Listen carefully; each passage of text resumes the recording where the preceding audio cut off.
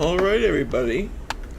Welcome to today's session of Crazy Pumpkin on Sundays. Crazy Pumpkin Steam streams. We're doing a new game today. We're doing a game called Citizen Sleeper, which I'm really excited about.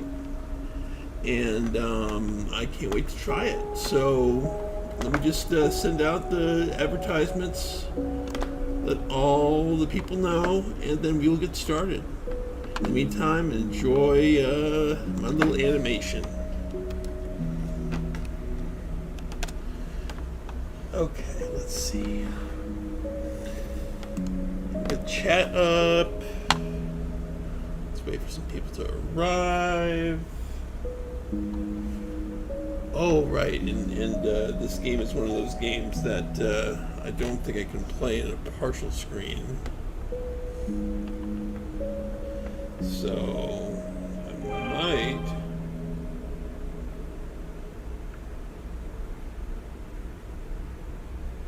might just have to put this on phone chat so that I can see you all and do the same thing.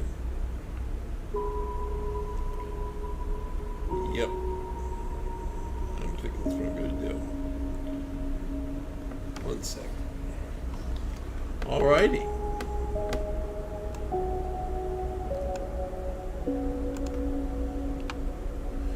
Anyway, it's really spacey. I really like the spaciness of it, and it has sort of a dice roll system, very similar to Disco Elysium, which is a game that I really treasure, and I can't wait to see what it's going to be like. I have not played this game at all.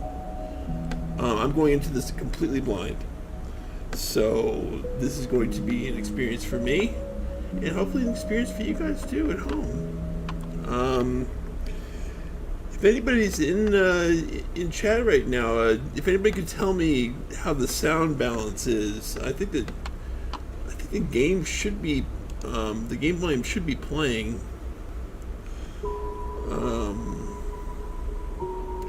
This might be on 300% because the last game we were playing was a little soft, so I'm just checking that out.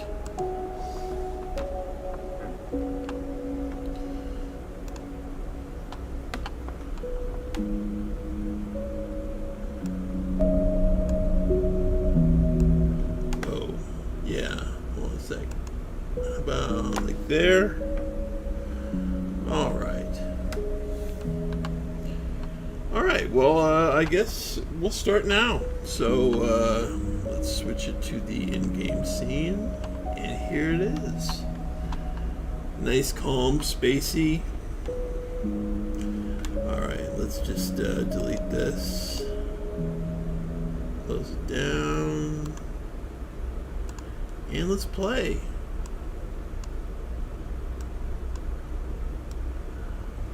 Okay. Boom. There we go. Okay. So, new game.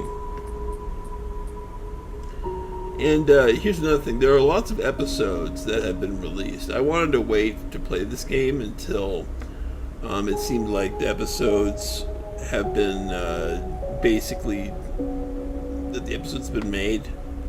I'm pretty comfortable that enough episodes have been made that if there are going to be any more, there'll be enough time for me to catch up. Anyway, let's start.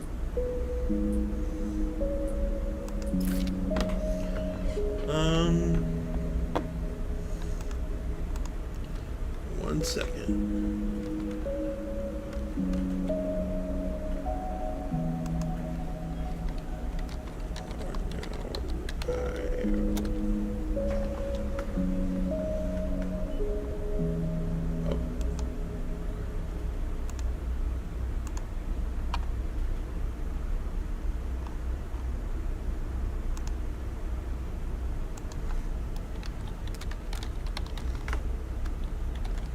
Are now live.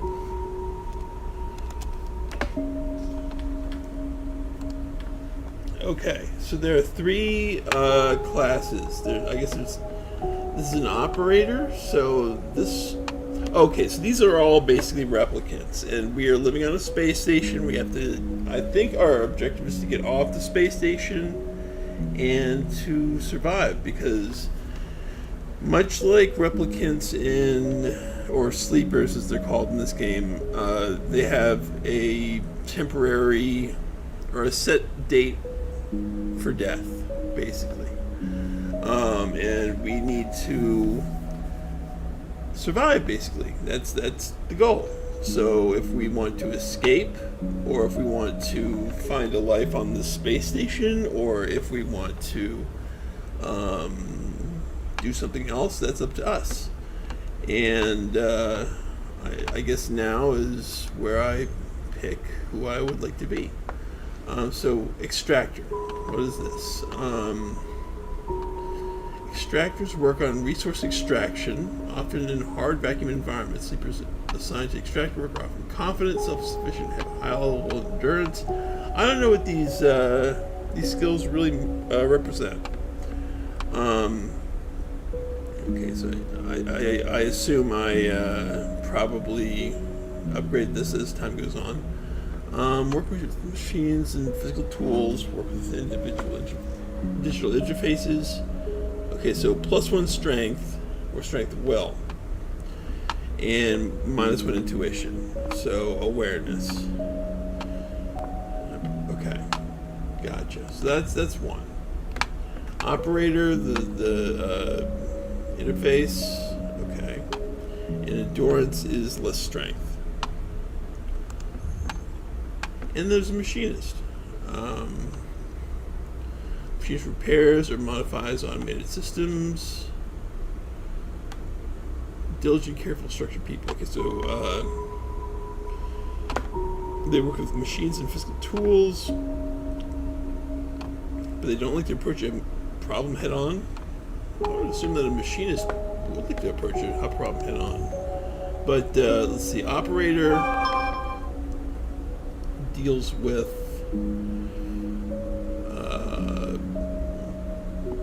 has things working for it, I guess. Oh yeah, and these perks too. Chance to gain cryo on interface actions. What's cryo? Okay.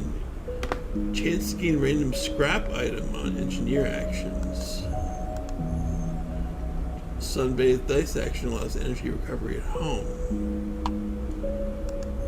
Alright, well, I kind of like the operator class, so I'm going to go with that.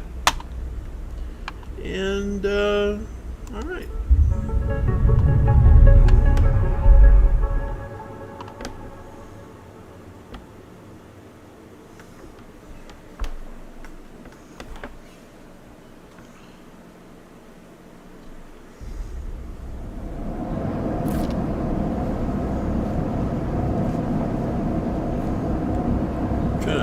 Oh, there we go. Okay, good. So my volume is working. All right. Oh, this looks like. Hold on a second. There we go. Okay, that's better. The first thing you become aware of on waking is the disconnect, the delay between thinking and feeling, between wanting to act and acting. Minor, almost imperceptible, but always present. Where are you? Okay, so I've got items and data. Items. Cryptocurrency. Oh yeah, the future. Oh, cryo. Okay, so that's... Okay, I gotcha.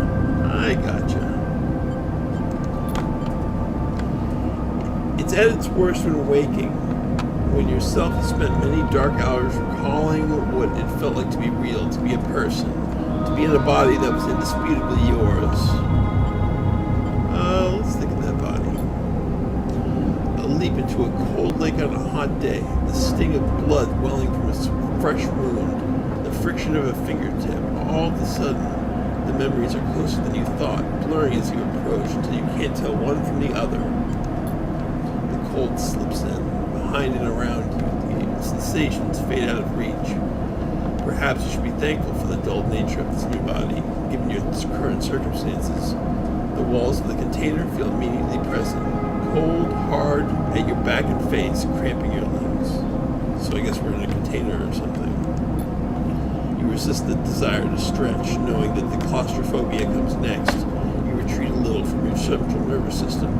It isn't painful, not like you used to know pain, at least. In emergency mode, pain is the message delivered with efficiency and ease. A reminder that harm is imminent. There is no insistent throb, no trembling nerves, just a warning delivered with the banal quality of a digital notification. Right now there are thousands of them. Alright, remember the others. Remember there were 10 of you.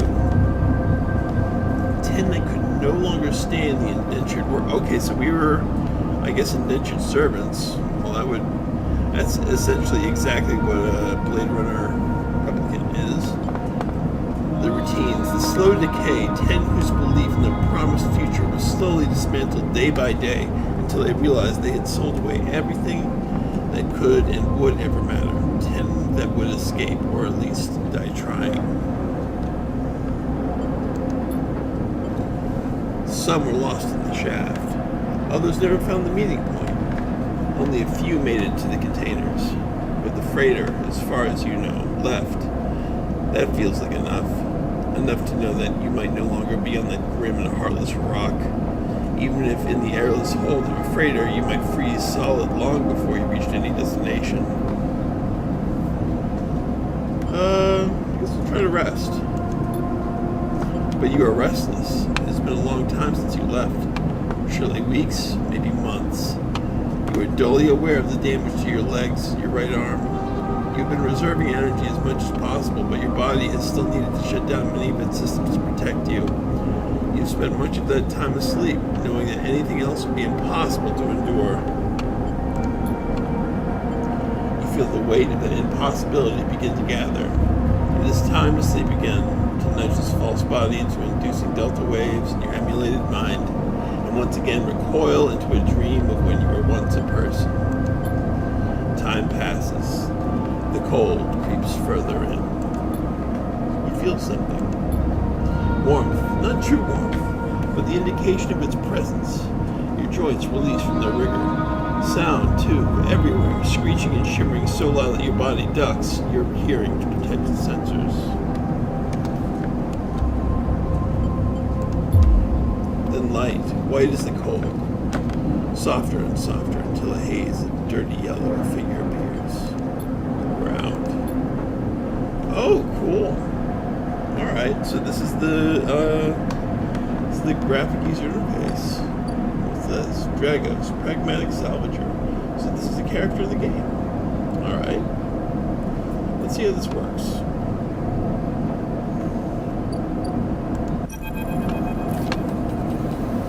Alright, so this is my, this is a friend. It's been a few hours since Dragos pulled you from the container.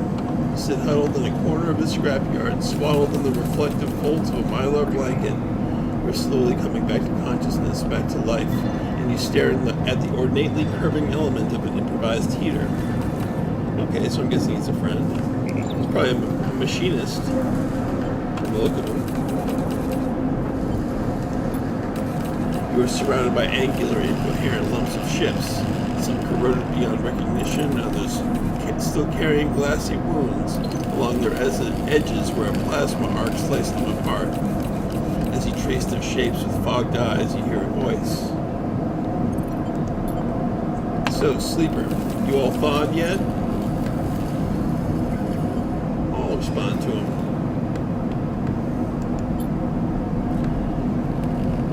Never seen one of you come in like this. New frames must have better perseverance than sub-zero vac. Seen more than a few you've frozen solid to whole plates, or inside outer logs in my time. They weren't so lucky. Dragos comes into focus, shrouded in makeshift tech, his headset with its glinting eyes, the mark of a drone operator. Oh, just like me. On his shoulder, one of the symbiotically linked drones perches, its irising eye locking onto you with an unflinching stare. Last living sleeper that came through this yard was a while ago. They didn't last long. He struggled to read his expression beneath the tech, but he seems lost in memory for a moment, or perhaps he's just figuring out what to do with you. I plan to survive. You aren't sure if he hears you. I want to ask what led you to do it, to sell yourself to a corporation. And I suppose you know you can't go back. Your old body, that's theirs now. And you're just software. A rogue emulation illegally possessing a corporate property. You're not alone. You remember biometrically signing the forms, the cold floor on your feet as you padded up to the sleeper cells, the promise of a life off-world, but as you do, you get the now familiar sensation that these aren't your memories. These are the things you know, but not the things you feel. You're no longer that person. You are an offshoot, a copy. Okay, so basically I am a clone of a real person who has consciousness, and I've gone rogue. That's my understanding.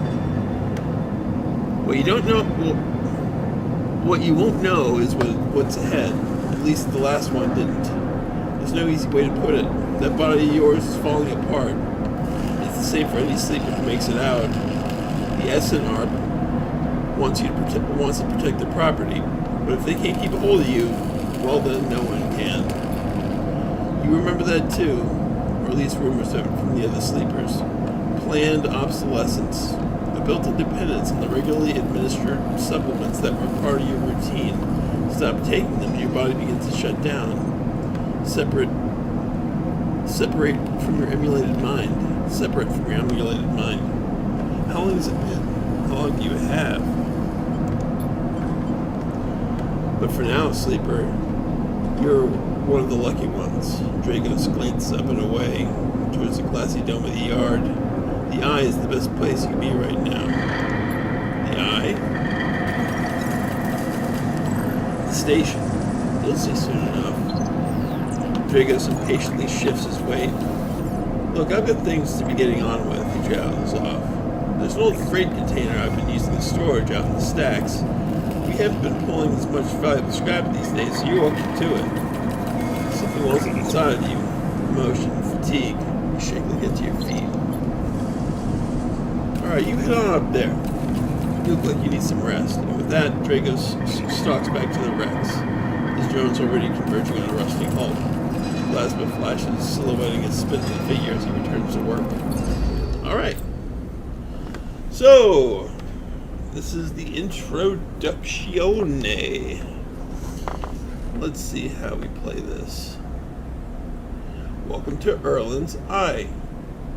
Life on the Eye runs in cycles, okay, during which you can talk to characters, explore areas of the station, and perform actions. At the end of each cycle, you need to head to your current home to rest. Resting will move time forward on the station. Head to the empty container location to rest and end the cycle now. Well, can't I do some stuff first? Hold on a second. We always know to save early and often. Can I not save early and often? Oh, right, okay. Well, first off, options. Let's see. Scroll speed, music level. Was that it? Okay. That's cool. Alright. Oh, sweet. Okay. What's this?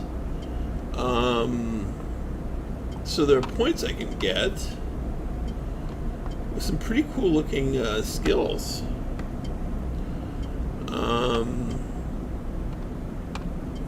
But I don't really know what they do yet. Okay, I guess we'll find that out later. How far does this go? Okay, well anyway, so that's my home for now. And that's all I know. Oh yeah, I can do this. That's cool. So I'm scrolling like this with my mouse wheel. Not a lot. Just one place right now. So I guess I'll click on it.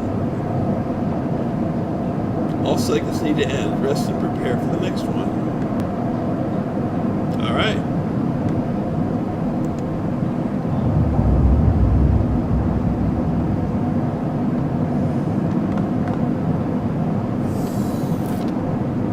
You wake curled up in a corner of a container and begin slowly assembling the world around you. After all this time, you still find this body. The one you wake in now, strange and disjointed. Its message is readable, but somehow wrong. You sit up, pulling the mylar blanket close against the cold. 4 steel walls. Here you are on this ruined station, millions of miles from anyone you know. Are you still in the system? Did any of the others make it out? It's impossible to know. After all this, what matters? What matters? I think that's important. That's going to be something that's big. Why am I doing this? Do I want to escape? Do I want to get answers? Do I want to build life? I'd want to build a life, but I kind of want to get answers too. Because I'm nosy like that. I'd build life. Maybe you did get lucky finding yourself here. Maybe here on the edge of everything, there's a life for you to build. Before you can build anything, you'll need to learn to survive. Maybe if you can do that, you make a life for yourself. Vegas has left a few comforts in the container: the mylar blanket, the bedroll you slept on, the canister of water, a makeshift electric stove, and some faded sachets of some desiccated powder. You thumb the powder stud of the stove and begin to boil the water. The contents of the sachets smell like damp wood, and you sprinkle them into the liquid. As the pungent smell washes over you, images of your restless sleep come back to you. A rig, like a station, but skeletal and ghostly. A web of threads pulling at your skin. A constellation of bright polygonal shapes, like angular suns burning into your mind. There's something unpleasantly visceral about these images. It's as long as after you've finished drinking before they even begin to fade. You tidy away the stove as best you can and try to gather enough energy to greet the day. Alright, so now I have these things. Tutorial, condition action ice, and energy action dice. So 1, condition. Your condition represents the current state of your artificial body. I assume I probably need to take care of that. Okay. Oh, so I'm flickering right now. That's 1. I need to take care of that. Okay. It depletes by 1 segment each cycle. But it can also be damaged by violence, injury, or lack of food. If your condition bar empties, you suffer a breakdown. You'll have to figure out how to recover your condition. Now that you no longer have access to global pharmaceuticals that are keeping you alive. Cool. Okay, so I actually do need to survive here. Alright. In energy, I'm just going to skip right here, because energy is related to my health. So that's just sort of, I think, part of the same thing. You need to eat to survive. This is represented by your energy bar. You refill your energy bar by eating. You have to get food. Right. Your energy depletes by 2 segments each cycle. Oh shit, okay. If it becomes empty, you'll be starving. When starving, energy loss becomes condition loss. Oh no, wait. When starving, energy loss becomes condition loss, and your condition will deplete at double rate per cycle. That's not good. Okay. Action dice. At the start of each cycle, this is the interesting part. You roll your action dice. These dice can be used to perform actions on the station. The number of dice rolled is based on your current condition.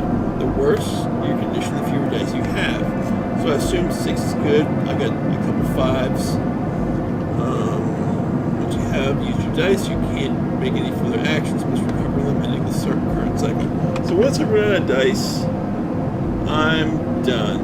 And I gotta finish the cycle. Hello, Benito. I think you're one of 2 guests here.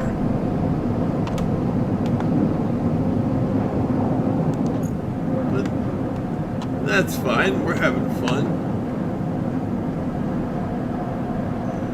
Let's see. So I think you saw the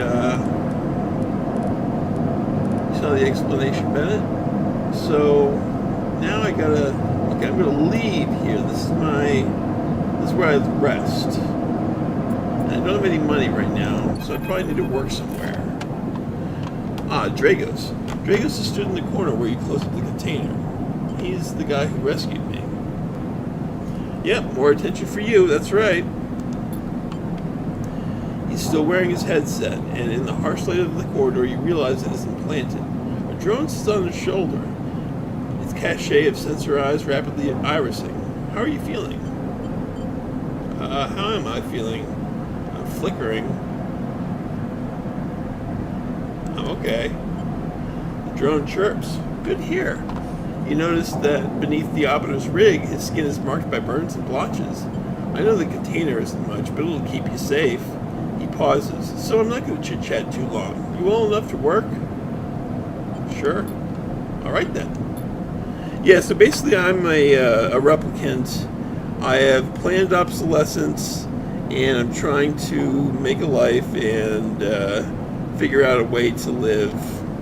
Basically, it's Blade Runner, but in a different area.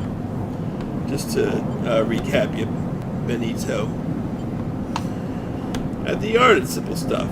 We hacked these. Oh yeah, and I also chose to be a drone operator, basically. So I'm good with operating machinery, some sort of machinery, like a hacker, but I'm not strong. At the yard, it's simple stuff. We hacked these old holes down, sold them off the shipyards to the bright market dealers for cryo. Cryo is I guess, dollars. Cryptocurrency. Yeah, cryptocurrency. Occasionally we pull out some tech, something with a bit more value, but most of what it comes in is scrap. It's hard to find good hands here, but I figure as a sleeper you'll be used to the manual labor. And obviously I'll slip you a few chits of commission based on what you turn up. Got it. He shuffles his feet nervously. Look, I wouldn't normally do this. In my opinion, you'd best be suited moving on as quick as you can. And sleepers, well, he trails off. But things being the way they are for me at the yard, I need the help. Why? Things are a little tight, that's all. I owe a little cryo to a client here or there. He pauses, thinking of something else to add. Look, just come down to the yard when you're feeling fresher. There's plenty to do. Will do. He nods distractedly and turns and walks away, the drone hopping along ahead of him. See you later, he calls back. Looks like it's time to get to work. Oh. Welcome, third person. Alright, so now I guess we need to go to work, but let's check out this this graphic user interface here. So this is me. This is the skills again. I'm not good with endurance. I got intuition, engage. I'm best with interface. I need to get experience points though. I need to get chits so I can feed myself. These are the dice. This is my health. I'm flickering, and this is my hunger, and that's that. Pretty simple stuff. Data, items. There's my cryptocurrency. Alright, so how do I move around here? Oh, there. Okay. So this is where I live. And I don't know much about this place. So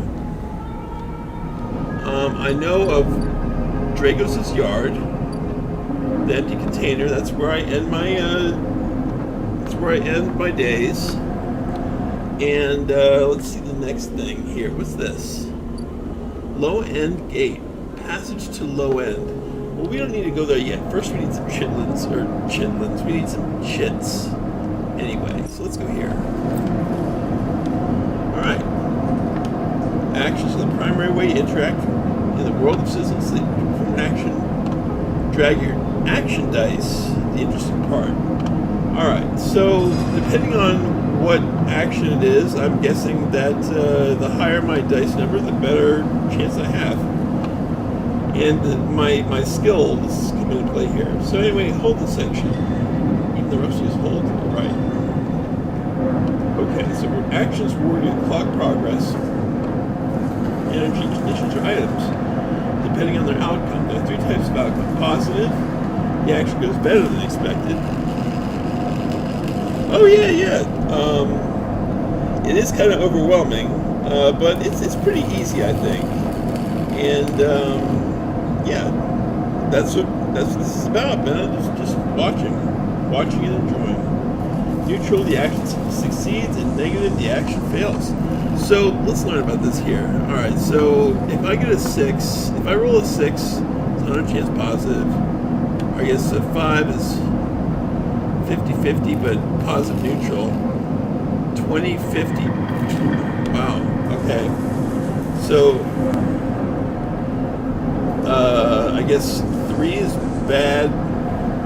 Well, 3 is 50-50. I do it or don't do it. I have 75% chance of getting something done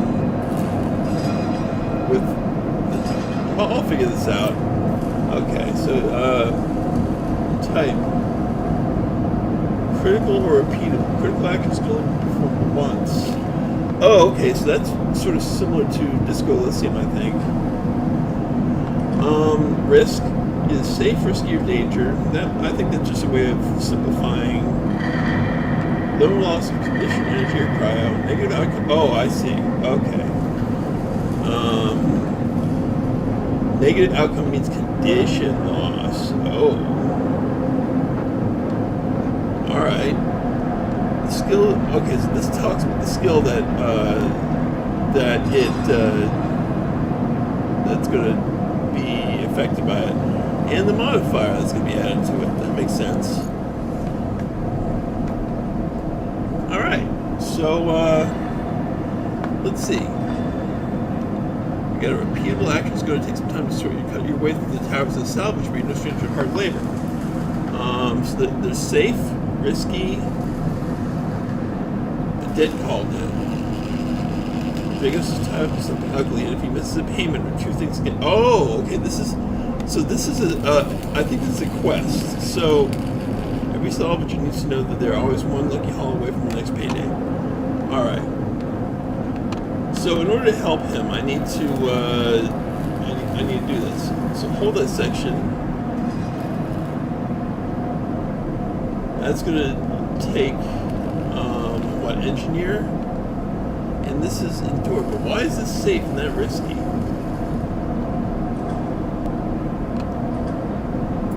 Let's see. I'll take 6. 100% positive. Go to 5. Yeah, let's do that. 5. All right. Start action. Yeah, I think. Is that good?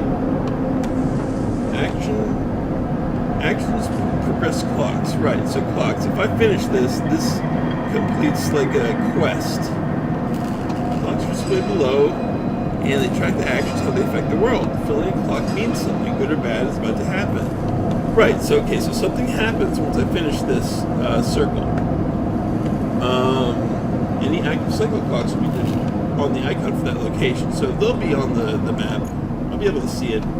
It's pretty simple. Oh, plus 15 cryo. That's good. I didn't see the other thing. Did I get any items?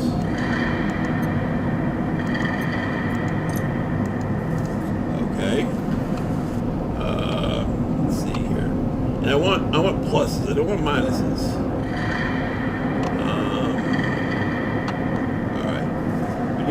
Marked holes in containers, alloy plating and wire buttons with signature arm, preserving their trunking. Action complete. Can I do this again? Hey, Dan! Oh, sorry. Yeah, sure. Hold on a second. So, the sound of the game is. Oh, yeah. Okay, sure. Hold on a second. 1 second.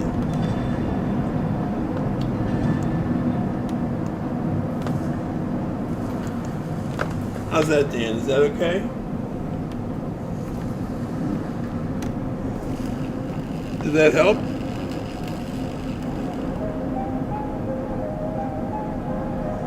Okay, good. Alright, so, manual, salvage, whole dissection. I'm going to try whole dissection again. Actually, no. You know what? Screw that. I'm going to do 6. Start action. Oh, I got to find a doctor. That's right.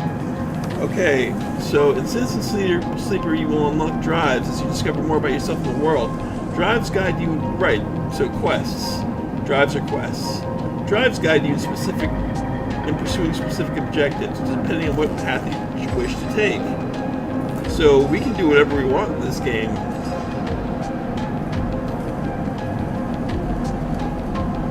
Oh, it didn't change for you, Ben? Well, I mean, as long as everybody's happy.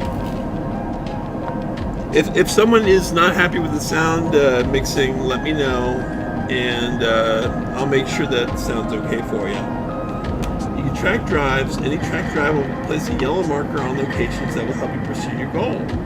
Access the drive menu via the arrow button on the top left of the screen. Like this. Okay.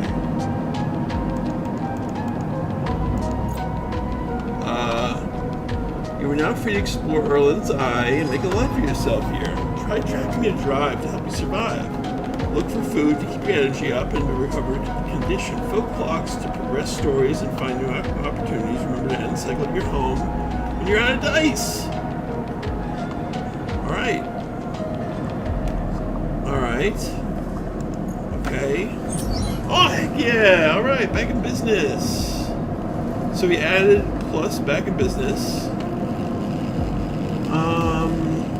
Maybe we'll get some EXP when we're done with this.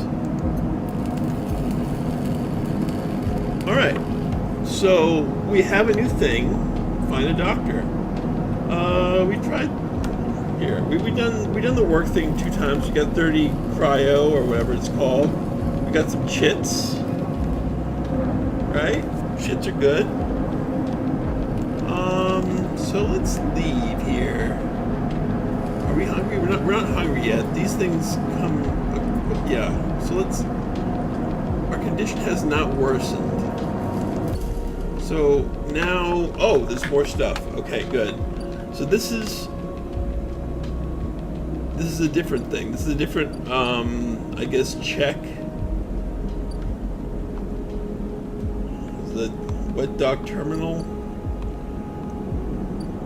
Old dock terminal. Rotunda, wet dock. All this stuff. Oh my goodness. Okay, so this is my home. That's where I just worked. Construction yards. Oh my goodness. Okay. What is all this stuff? Okay, so I have... There's a bright market. And there's the passage to the low end. Alright. Dock B2, Rotunda, wet dock. I'm thinking maybe I should go to the, well, what's this? Rotunda wet dock. This looks like it could help me find, like, this looks like a compass, so it might help me find direction. This is going to be something where I use a dice. This might help me find, oh, a market. I might get some food here. And this is just a transport spot. I might not even have an ability to move there. So let's go here. My intuition is ask for directions. Danger. Danger? Well, I wonder when there are hundreds of people that live and work in the bright market. All you need to do is encourage to approach them. The smells, sounds, buzzing activity of the bright market makes it a dizzying place to wander, but an enticing one too.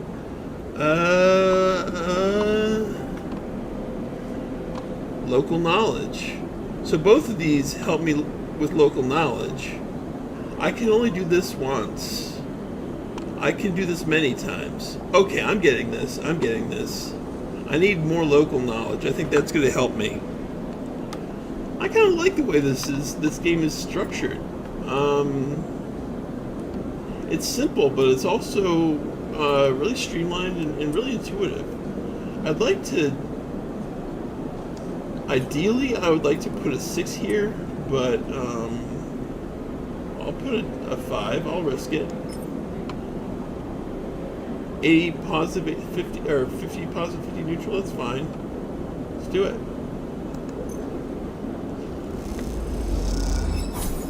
No! Alright. Well, it still helped me. I just had to probably pay. A man corners you with endless stories about the eye. He asks you for a donation, and then desperate to escape, you hand him some cryo. Okay. Does that help me? I think they probably helped me. Probably got some help there. Explore the market. Why not?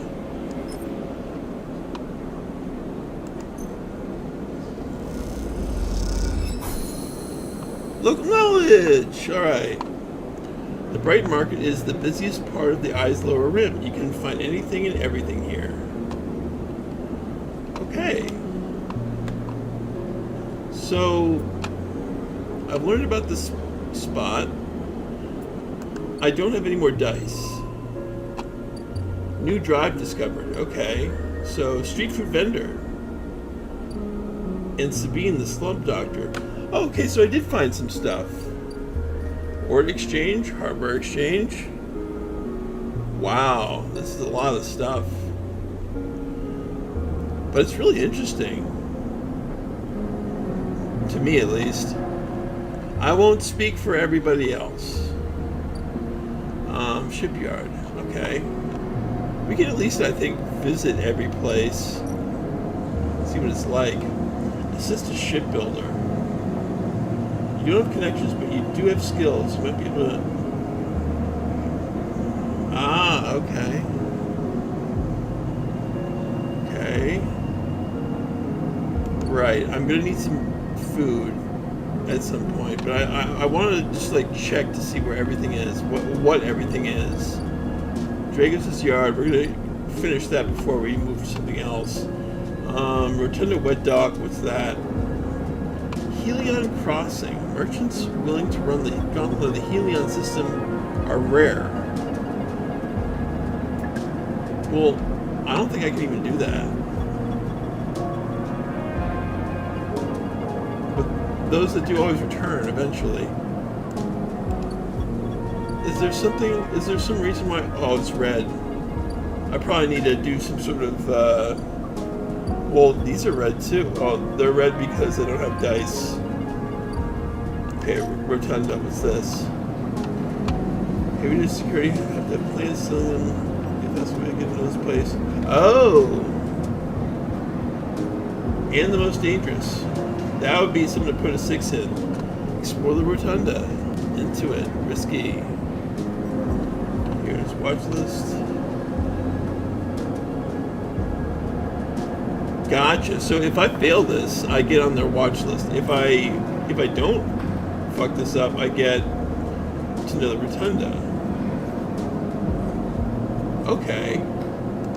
But oh, what's this? Okay, this is just okay, so I need to repay Dragos. Gotcha. Okay, survive. I need to find a doctor for sure. Build a ship mine. If we're talking fabricator owned by the Orton Exchange, with that, find a ship mine core. Okay. So I basically these are my quests, and I need to get as much of them as possible. Neat. Well, the overreaching goal right now is basically we just arrived here. We basically got turned on, and you know as much as I do about this game right now. That's the point. Like, I'm playing it blind, so we don't know what our overarching goal is. I think it's just to survive right now, and I think as we get to know people, we're going to figure out what that goal is. Right now, I was asked by Dragos what my goal is right now. And it was, to find out what's going on, to build a life, to escape, and I picked to build a life. But I think it's more complex than that. Okay, let's see. Slum Doctor. Next comes the call from the enforcer at the door. You shuffle down the flickering hallway towards the open apartment door. You keep your head down to your shoulders and your shoulders high on the cue, trying not to bring attention to yourself. You're thankful for the tip-off that a doctor was operating out of this place, but now that you're here, you aren't so sure. The gang enforcers on the door, the flickering light strips, the decaying hat block, they all have made the long queue a test of your nerve. But the options are few, and without a supply of stabilizer of this body, your body will... You suppress a shiver and shuffle forward to the front of the queue. You try to find something to distract yourself. Look inside. You lean against the door frame and look into the apartment. The entryway is dark, punctuated by the green indicators of stacks of sealed containers. You lean in and see amber light filtering through the far doorway, screened with a plastic sheeting, beyond which blurred shapes move. The slap of the enforcer's palm against the doorway jerks you awake. "Wait your turn," he growls. After a few moments, a figure pushes through the doorway and catch on a distant voice. "Send the next one in, Toshiro." The enforcer jerks his head and you slip inside, passing through the dark entryway on, pushing through the plastic sheeting on the far door. The room beyond is bathed in warm light. This floor-to-ceiling transparent panel gives a full view of bright market's sealed roof and the buzzing traffic above, and for a moment you're transfixed by the motion. "Come, sit." Okay, so this is the doctor, Sabine. Calls a sharp voice, and you see a silhouetted figure turned away, replacing the plastic sheeting over the frame of a simple folding bed. You make your way across the room. The figure turns as they do to see an expression of confusion flash across their features.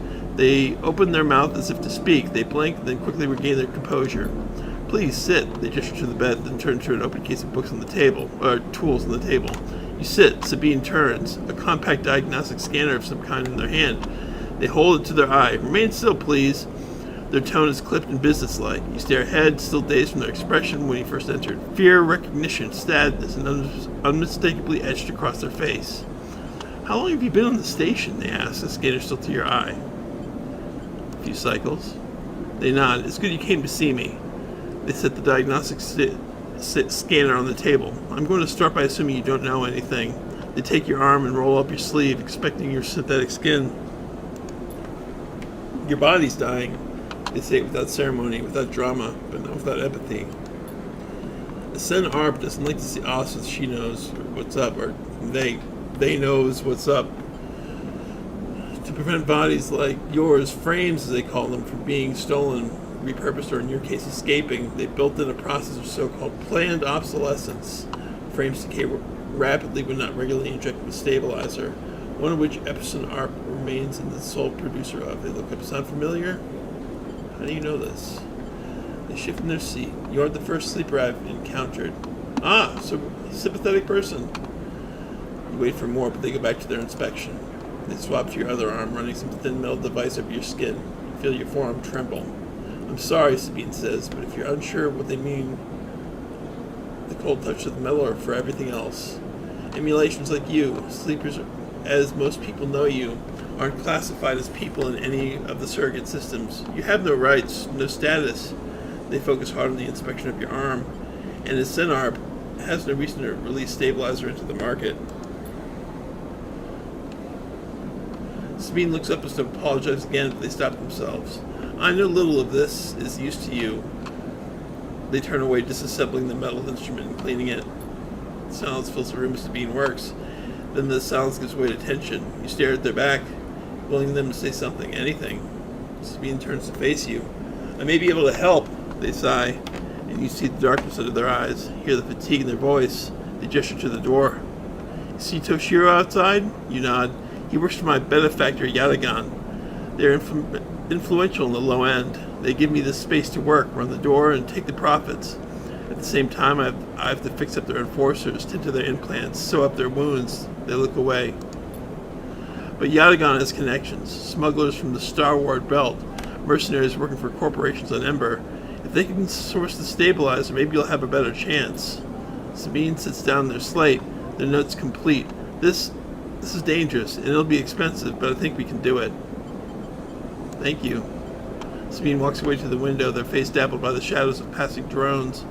Let's just see if this works first. I'll let you know when I have a lead. You nod and leave, Sabine's still staring out unmoving. When you reach the lower level of the market, you look back up to the panels of the roof to see if you can see their face, but the room looks dark against the lights of the market. You duck your head and walk off into the crowd. Okay, so we have,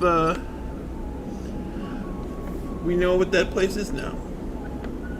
And the Ort Exchange has to do with, like, this is like a gambling thing? There's an old shipment fabrication stack on the back of the market, but only trust traders to get access to it. Okay. So this is just a market. Yeah, if I got items, I can sell things. And this is like investing, I guess. Okay. Wait for Sabine to access the stabilizer. So I just have to wait. But I do need food. Street food vendor.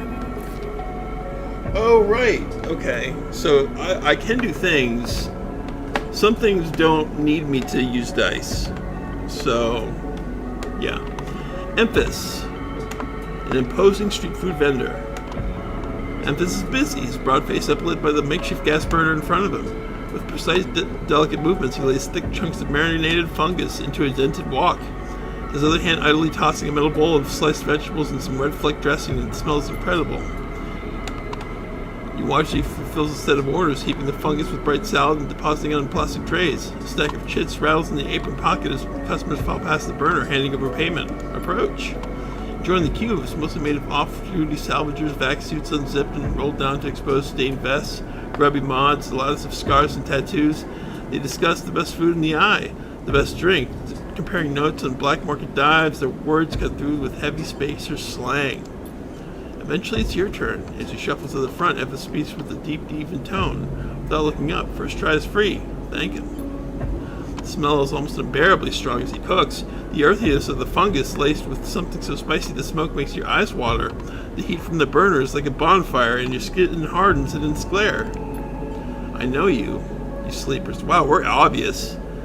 Emphas says while he cooks, his voice deep and clear. A hard life, a lot of stories. He glances up from beneath his cap with piercing eyes. I know. Tell him a story. You begin to tell him your journey to the eye, and he nods as he cooks.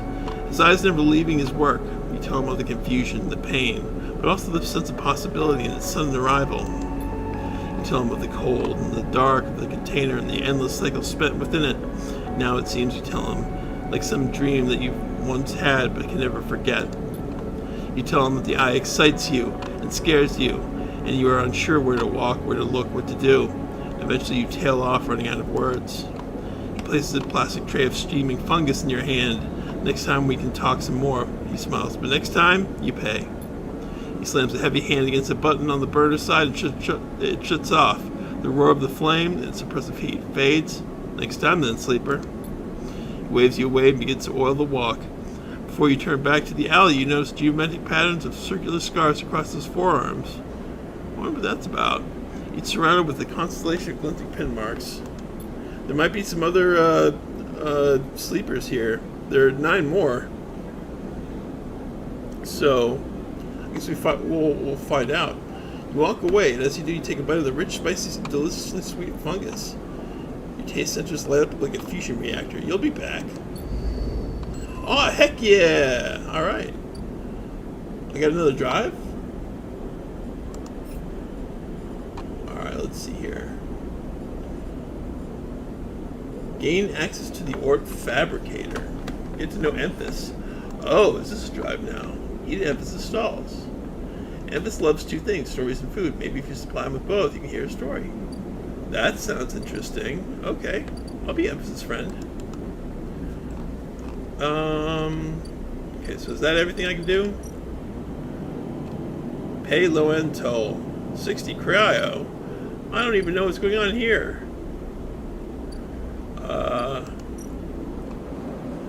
Sourcing stabilizer.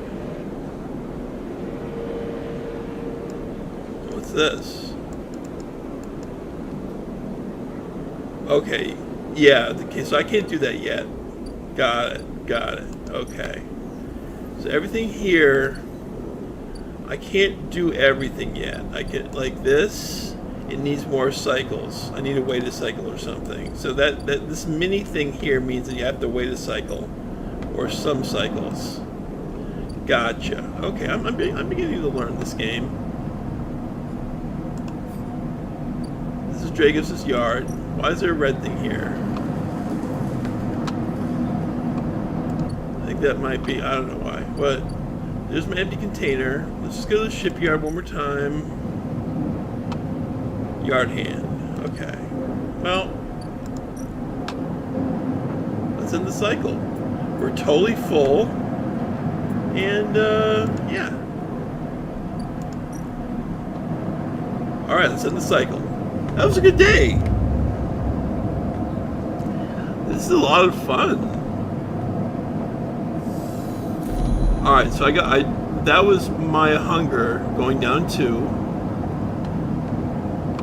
I'm fading now. Oh, I see. I'm now fading instead of flickering. Alright, I gotta wait for Sabine to acquire the stabilizer. This time you don't wake up. Instead, the ghost of the station, that shifting skeletal ring, surrounds you. For a moment you are gone, absent from your own body, stretched out across a colorless void. Then the connections begin to establish themselves, threads tugging on the edge of your mind. Those threads become vectors of exchange, then extensions as you feel your thoughts slipping away down them, dissolving into millions of distributed nodes as they connect to. You see the station. No, you feel the station like a web of texture in a smooth black liquid. Touch it. You find a point in the station and you connect to it. Pulse through it. Follow loops and paths under and around it. You touch more points than you have fingers, and then you try in a moment of impulsiveness to connect them. The flow passes through you so rapidly that you feel yourself being carried with it, splitting and separating, eddying and gathering. As you do, things occur to you, things you can't possibly know. You reach out, try to grasp them, try to touch them too. You notice a tugging feeling pulling at you, insistently as if it were a small child. Somehow it's pulling you in 2 directions at once. You look down. All of a sudden everything shuts off. You come back trembling into this unfamiliar body, both yours and not yours all at once. Hey Techno Micah. Yeah, it is. It's a really cool RPG. Basically you are a replicant, and you're trying to survive, and you got planned obsolescence. So that's basically that. You find yourself standing in the container, eyes now open to the dark steel walls. You feel a change within you, a shift. You close your eyes for a second, and you feel it waiting there. The station splayed out across your mind, a swarm of connected nodes waiting to be explored, and then it is gone. Alright, we got... Oh no, those are bad. Are those random?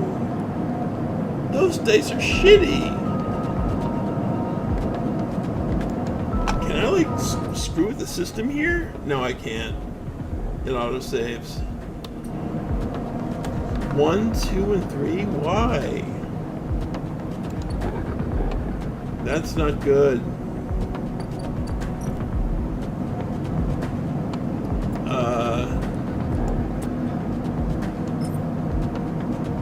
Wow. Okay.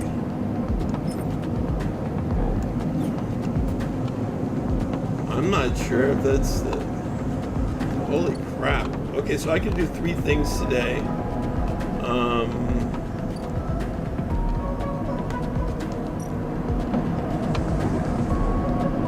Dead call then. Oh no! Okay, so this cycle clock, it's going to move, and I need to help it before this.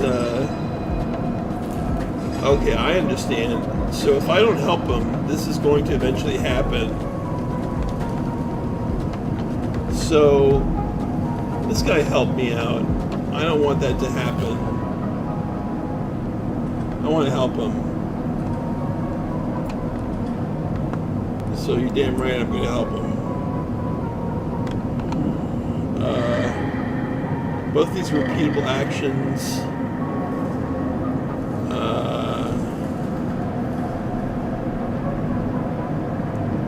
Hold dissection.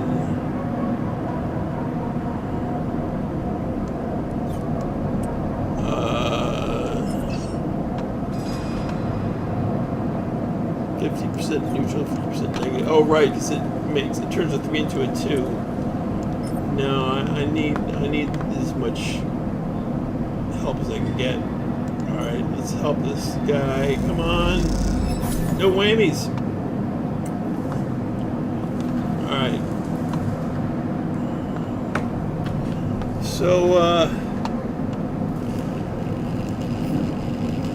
I only have 3 dice, so I can only help him once this time. Good God. Okay, so I want to eat an emphasis stall. Or, yeah. Alright.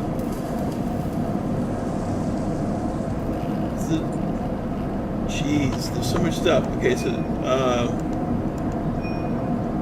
build a ship mind. Get no emphasis.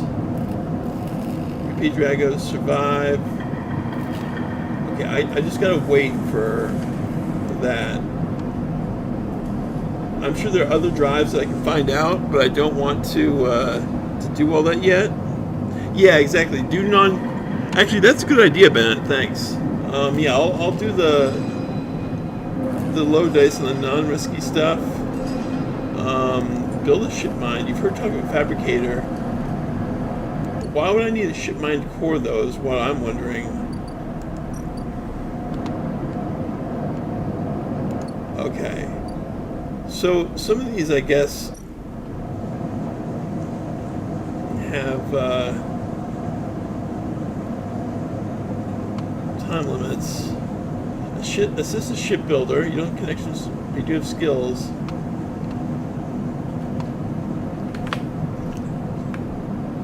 Right. Danger and risky. That doesn't sound good right now, especially with the 1, 2, and the 3. I'm thinking maybe as my condition goes up, the dice might increase or get better. I'm thinking that getting something to eat is going to be safer. Let's see, what's this? Helium cross. Oh, okay. So I've got to wait like 1, 2, 3, 4. 1, 2, 3, 4. So I got to wait like 8 cycles for this to cross. Still getting the hang of this game. Rotunda, Steel Dog Plans, danger, risky. Yeah, I'm not doing that with the 1 and a 2. Let's go to Emphas. What's this? What I do here? Salvage sortie, cycle clock.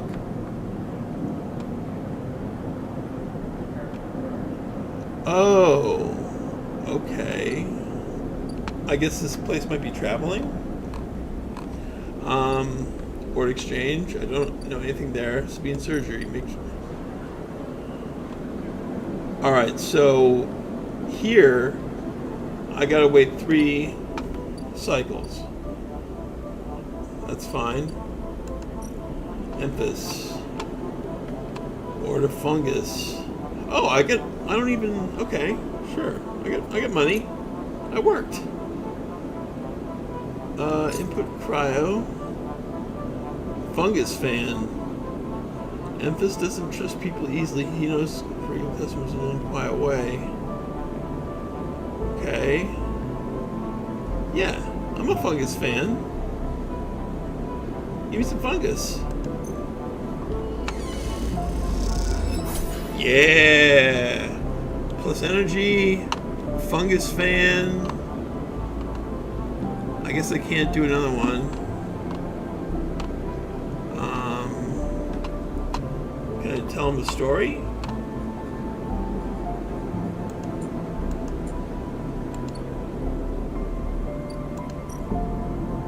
I like this music.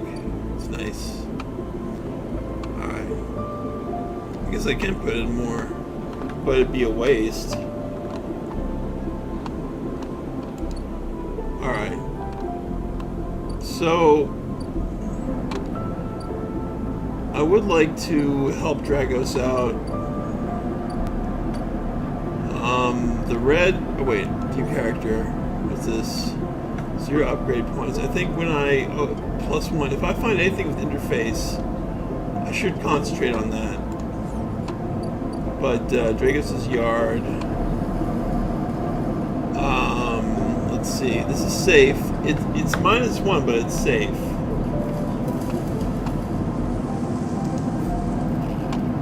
This is risky.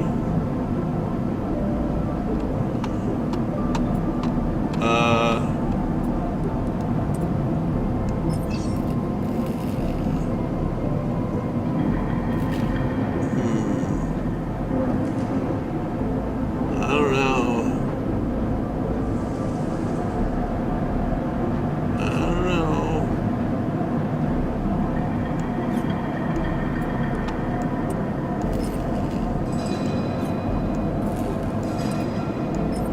That's the same.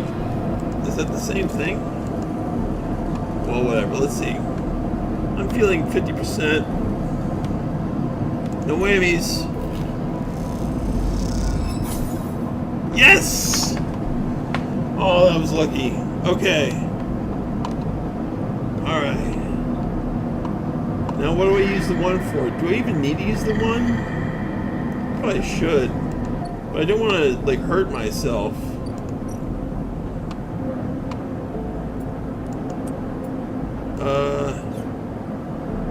Okay, I need to find a place to use the 1 if I can. Let's see. Rotunda wood dock. Salvage sortie. No. Old dock terminal. Steel dock plans. Danger. Yeah. 1 on danger. No. No thanks. How about port exchange?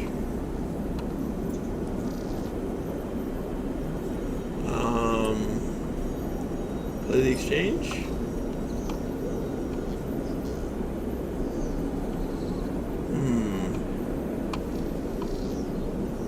I don't know. It's risky. That's just low end. Screw it. I'm not gonna do it. I'm not gonna do it yet. Let's go back to home and cycle.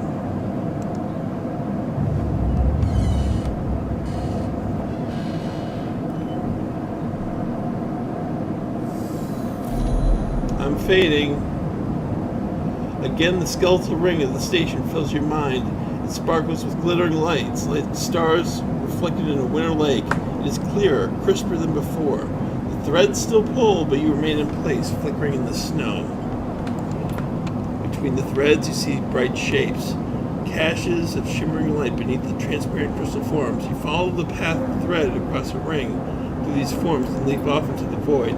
You begin to understand these are nodes and connections, a map of information, of communication. There's so many layers, so many loops that it seems almost impossible to parse, but you begin to try. Focus on the threads. There are more threads than you can count. You choose one that passes nearby and approach it. As you inspect it, you understand why you instinctively chose the word thread when you first saw them.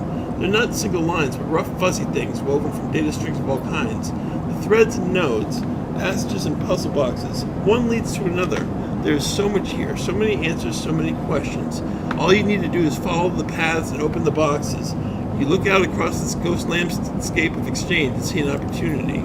But then even that insistent tugging again, pulling at you. You look down again and see 2 lines, 2 threads pulling in different directions as if they were tied around you. The first, the second. The first. The first thread leads out away from the station into the inky black. Okay, so that's basically telling me I can go... Okay, so these are dreams. I'm interpreting this dream as saying I could go out into space, and that's one potential ending.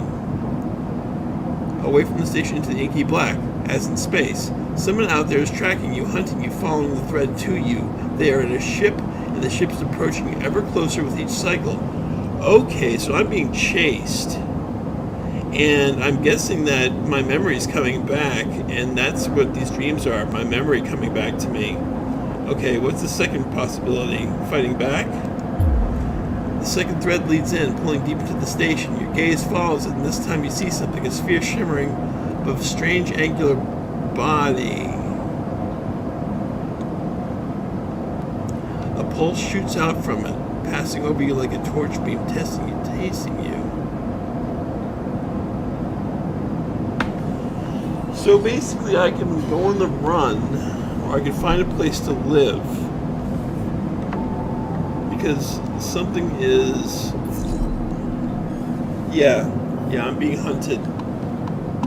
Oh, okay. I got 2 5s. I don't know what's... I guess that's random. Someone out there's tracking you, following your trail. It won't be long before they arrive. Oh, God. Oh, that's not gonna be good. I need to protect myself some way. How do I do that? Okay. Tutorial, the cloud. Something changed inside you. You can now access the data cloud of the eye, a network of decaying protocols and data caches. Well, while there, you can use dice and items to access systems and extract data, but be careful, these networks are old and strange. Click the I button at the top of the screen to toggle this view on and off. What? What's going on? What? Yeah? What's this? If I click this, what's going to happen?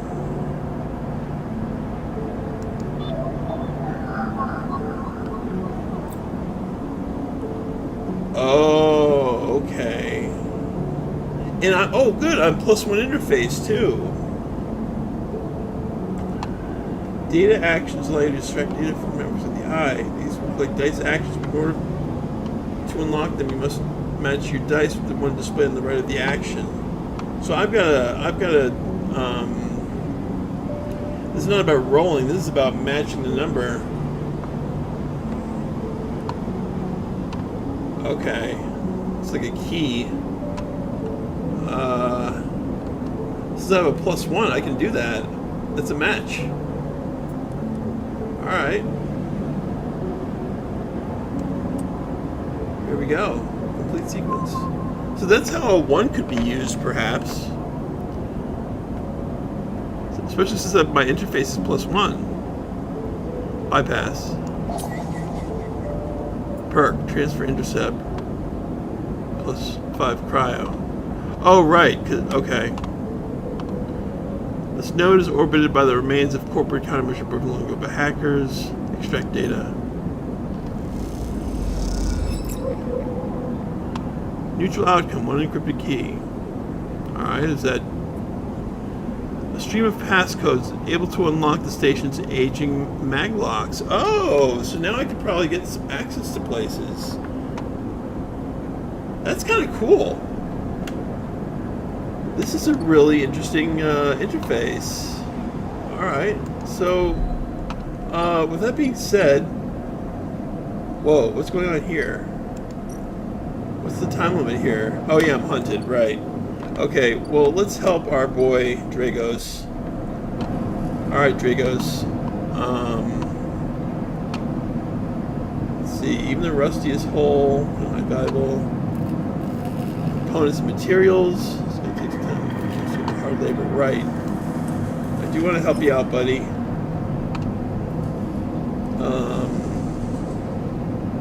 Manual salvage or hull dissection. Whatever it is. Let's do it. Neutral outcome. All's better than, whatever. One more and we fill this time wheel, whatever that does. Takes you a while to get a handle on Dragos' equipment, but before long you're precisely slicing down whole neat piles. Okay, so we've got one more left. I'm wondering if we really need to get some fungus today, or if we can... What's this? Salvage sortie. Makeshift doctor surgery. Sourcing stabilizer. We can do nothing here right now.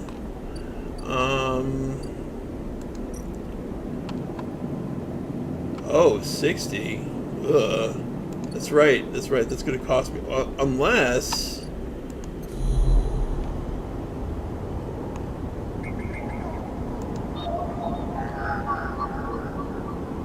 Okay. Alright. Havenage agent. Interesting. So these smaller numbers might be useful for.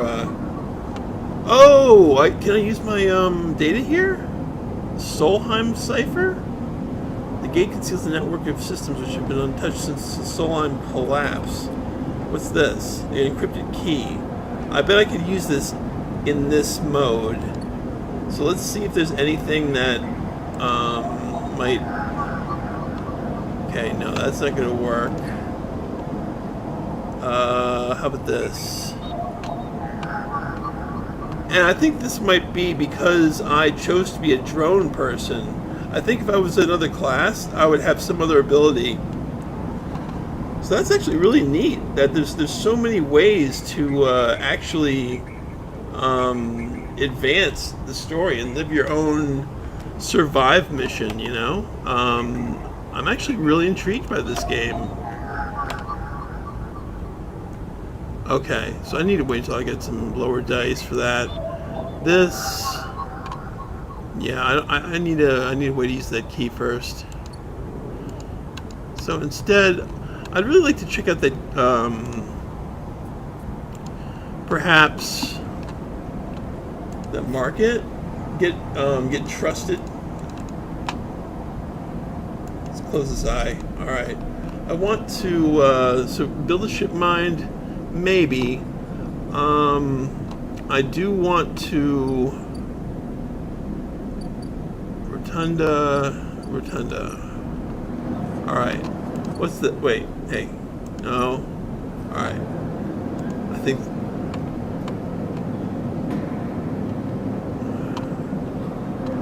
let's see here. Okay, so critical action. I can do this only once. 5 is good. It's not as good as 6, but it's 5.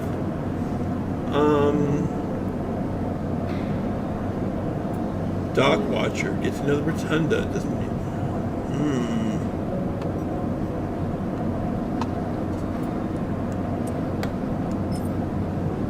Yeah. Alright. Come on, positive. Here we go. Kind of scared.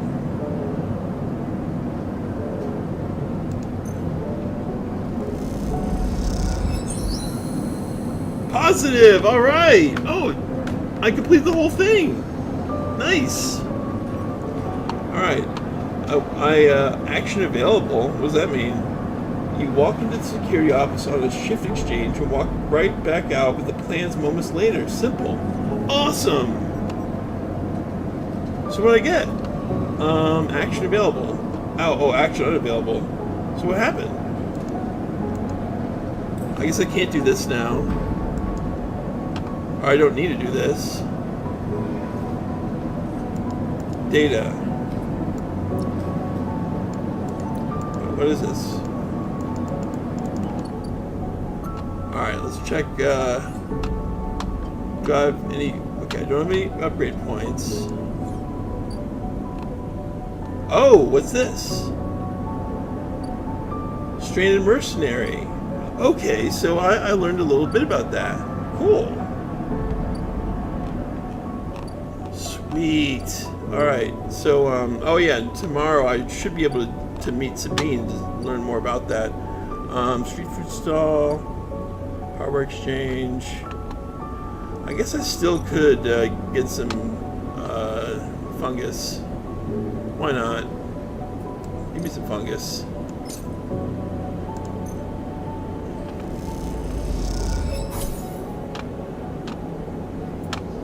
+1 fungus fan.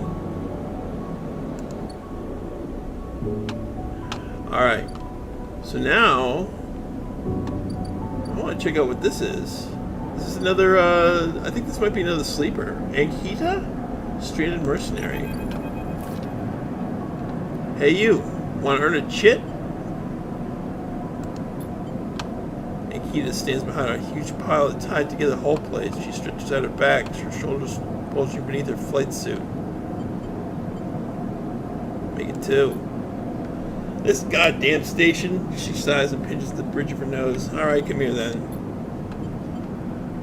Across the docking concourse as she begins to split the plating into 2 bundles. What is it with this place? She asks, and she angrily lashes the massive plates together. Everybody wants her cut.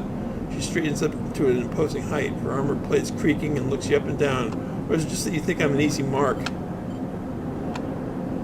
We all need to survive. I get it, I do. She shakes her head, but if I could just go just one cycle without some jumped up grifter trying to take me for an idiot, then that would be nice. Nikita hoists one bundle of plating onto her shoulder. Come on then, enough chat. You gotta earn those chits. You struggle to shoulder the plates, but you do eventually. Nikita gives you a look. Ship's this way. And she sets off down a gantry at impressive speed. As you catch up to her, she turns down a passage, pushing through a small crowd of stevedores. What's all this for? Oh, this? She nods at the plates on her back. I'm building a treehouse. She gives you another look at hers. It's for the ambergris. That cutter you might have seen sitting silent out there? What? She rapidly turns another corner. A plasma cutter, okay. She rapidly turns another corner as you trail behind. She got cut up pretty bad on her last job, and I had to moor up here for a spell. But since it's only gotten worse, someone's gotten in and sliced the core from our ship mind. So now she's gone dark. What is a ship mind? She shifts the panels on her shoulder. The upshot is that I'm short one ship mind with a ton of repairs to do, and the rest of the crew signed off for the moment, and they got wind and I've been stranded. So yeah, it's been a time. Oh, so I can help them by getting a ship mind, maybe. Anything I can do to help? I don't know. Got a ship mind tucked away on that frame of yours? For a moment, you aren't sure if she's serious. Nikita swings the plates from her back, almost knocking you over in the process. This is me. She hauls the second bundle off her shoulder. You're the first person I met here who might actually be considered helpful. She pauses, chewing her bottom lip. Look, you want to help? Come see me. I need a hand putting Amber back together, and you don't seem the type to try anything stupid. She passes the bundles of plates through the ambergris's outer lock and then turns back. Start spreading all this around, and Nikita throws you a couple of chits. She gives you a parting nod and ducks through the doorway. Alright, get out of here, she calls back. The lock slams shut. Maybe I can get a ship mind and help her out. The ambergris, damaged cutter, rotunda wet dock. Okay, that's nothing yet. This. Okay, ship shape. The ambergris doesn't look good, but time and attention to see it return to a functional state. Wired drones, but I've got a +1 interface.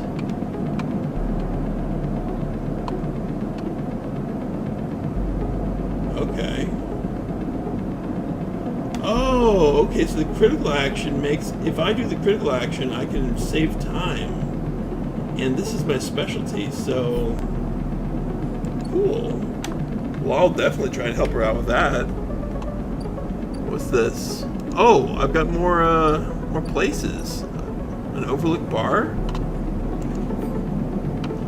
Get a drink. Cryo. Overlook regular. The overlook isn't exactly a restaurant, meaning the only way you'll gain trust around here is with a stiff drink. Well, I got plenty of that. Buy rations. Tala keeps some expired Solheim rations behind the bar for those weary spaces who ask why the overlook doesn't serve food. Well, that's cool. I want a drink, though. I want to be a regular.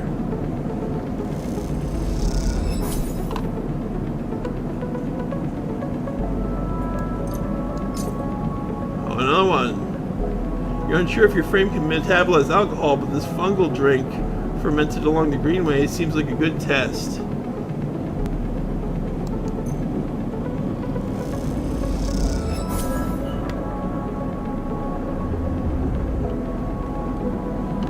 Mossy tones and Andes seed sharpness fills your mouth. It isn't totally unpleasant, at least you can taste it. Right. Just, give me one more of those.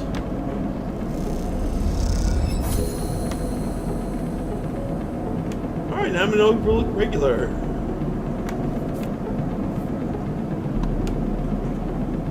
So now the glass shatters in the steel bar beside you, and the taunts don't take long to follow. Uh-oh. Hey, Haunt, the spacer calls across the low room. What are you doing here? He laughs at his own lame joke. Playing human? Shout back. You spin your back off, you're still scrambling for words. A hand falls on your shoulder, but as you flinch away, it pats reassuringly. You freeze in place. Oh, Tala. Okay. She's the one with the gross rations. Out, the voice comes from behind you, spat out like a shot. You turn and see bright eyes, dark hair, a stare that could breach the wall and vent you all out in a hard vacuum. As you turn back to the spacer, the second glass comes sailing through the air. Catch. Duck. Catch. Duck. Oh no! I got hit. You duck and the glass explodes in the bar behind you, showering you in glittering shards. That wasn't smart. Through the haze of glass and grill vapor, you see Tala leap the bar and close the distance of the spacer. The thud as he slams through the wall and echoes around the bar like thunder. Now flanked by other figures quick to their feet, Tala throws the spacer out and through the door and stands silhouetted against the rotunda lights. You touch your forehead and it feels wet. Someone helps you to your feet and back onto your stool. Broken glass rattles as it is cleared, and a fresh measure of de-roll is lugged out in front of you. That same hand, warm, heavy, falls on your shoulder once more. He isn't coming back. We don't tolerate that kind of shit here. Tala flops onto the stool beside you. Let's get a look at you. Tala wipes powdered glass from around the wound, and someone places a bottle of alcohol and a metal tin with tweezers on the bar. She disinfects them and turns to you. You're pretty fast on the second glass. She smiles, picking a piece of glass from your forehead, but not fast enough. You don't feel the pain, only the string of status messages on your body delivers concerning dermal damage and exposed structures. You do feel the care, though, as Tala's bright eyes search your thick synthetic skin for splinters. Watch her. Tala works with the skill of someone who has had to pick glass splinters from the skin of a stranger before. She hones in on each bright shard, all the time tapping her tweezer tips in little rhythms that only she can follow. Tala smiles to herself. So you've been on the eye long? Just arrived. I thought so. I only seen you here a couple times. Well, you only saw me here once, really. A splinter clicks into the tin. Not everyone is like that, idiot. We don't all hate you. She glances around. Some of the regulars, maybe they fear you. Maybe that they're just curious. I don't know. But I do know that the Overlook is a safe place. I know what it's like to be new in this place. Trust me. She meets your eye. I'm not trying to convince you of anything or separate you from your chits. I just want you to know that if you need somewhere, you can always come here. That's nice. Thank you. I know the rations we've got aren't much, and the company is limited. But if you need work, I'll happily put you behind the bar. And if you need shelter, well, we can discuss that. Cool. So if I get hunted, she's on my side. You'll be safe.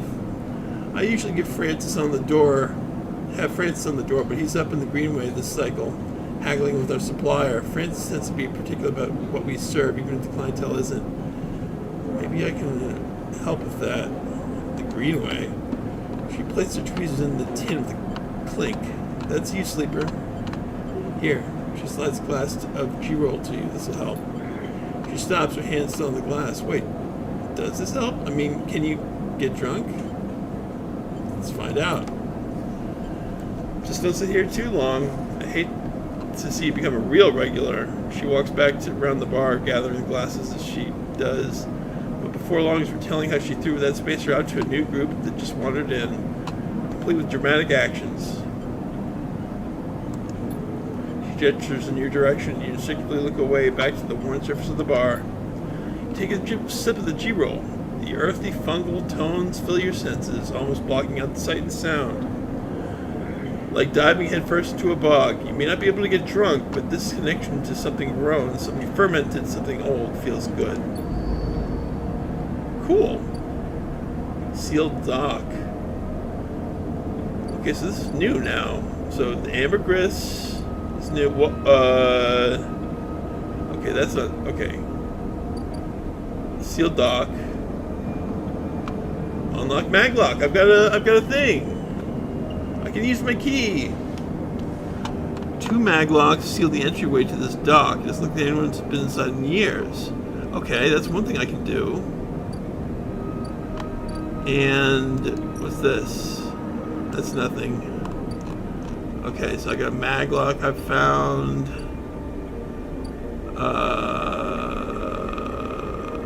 Okay. So unlock the maglock. Items. Data. Boom.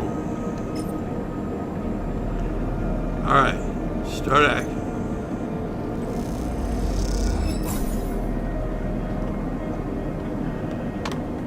Do I need another one?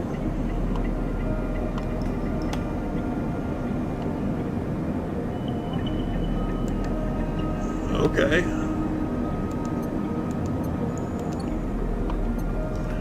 Well, it's the only thing I can do now is alright.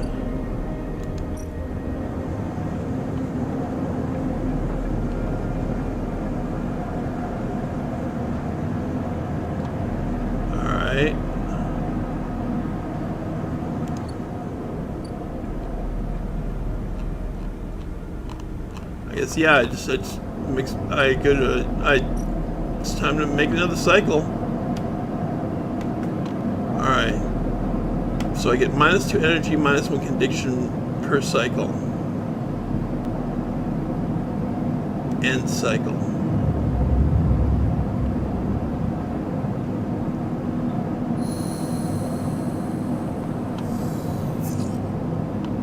Oh, I got a 1. I can use that. Oh, the hunt thing is counting down. 2 6s. All right. As you close up, a voice echoes down the corridor towards you. Sleeper, wait up. Turn. Feng, Havenage Systems Engineer. Do I know you? Hey, glad I caught you. You do now. He puts a hand on your arm. Seen you hanging around. Just want to chat. You staying in that thing? He nods back to the container, shaking his head. Rough. It can be hard to get a start in the eye. He looks away down the passage. What was it old Erland said? The eye opens for us all? Nice idea, but well, not always very practical. He glances back at you. We do our best, but it isn't easy. Erland? You pass together into the main hall walkway. No one has ever told you about Erland? He's the founder of this place. That's why it bears his name. Havenage should organize some seminars, he laughs. Not really my department, though. I'm a systems. Havenage? Think of us as an administration of the association of the eye. Depending on who you talk to, we either emerge as a response to or a continuation of Andre Erland's original union, he smiles. Personally, I avoid the topic. Well, no. Apparently not, because you just introduced it. He stops you in the quiet passage. Look, that's not what I'm here to discuss. I've been seeing some unusual network activity, and, well, I know a little bit about you sleepers. I have a small proposition for you. He glances around, but this is not the place for it. I have an office just across the way. Give me a cycle or two to prepare, then when you are settled, stop by. He lowers his voice and gives you a dark look. In truth, I need you. If what they say is true about you sleepers, well, there's work to be done. He pats you on the back, his voice bright, and his dark look suddenly gone. Stay clean, sleeper. He walks off down the passage, raising a hand in farewell. But where is he, though? He said across the way?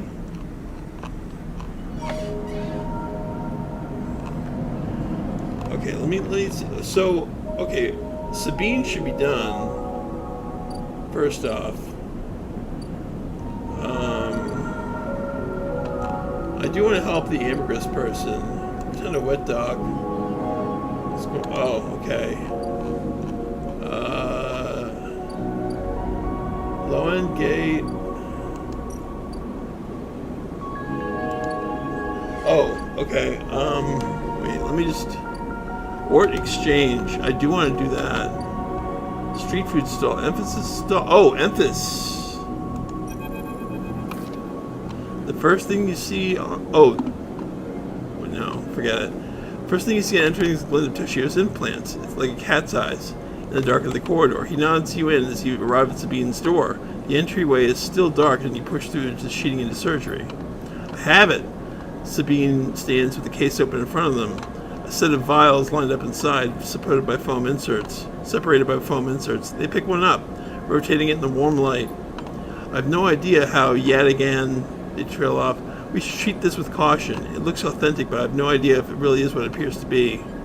On the test case? It seems to be the case. Unfortunately, I'm not sure we have another choice. They gesture for you to sit on the bed.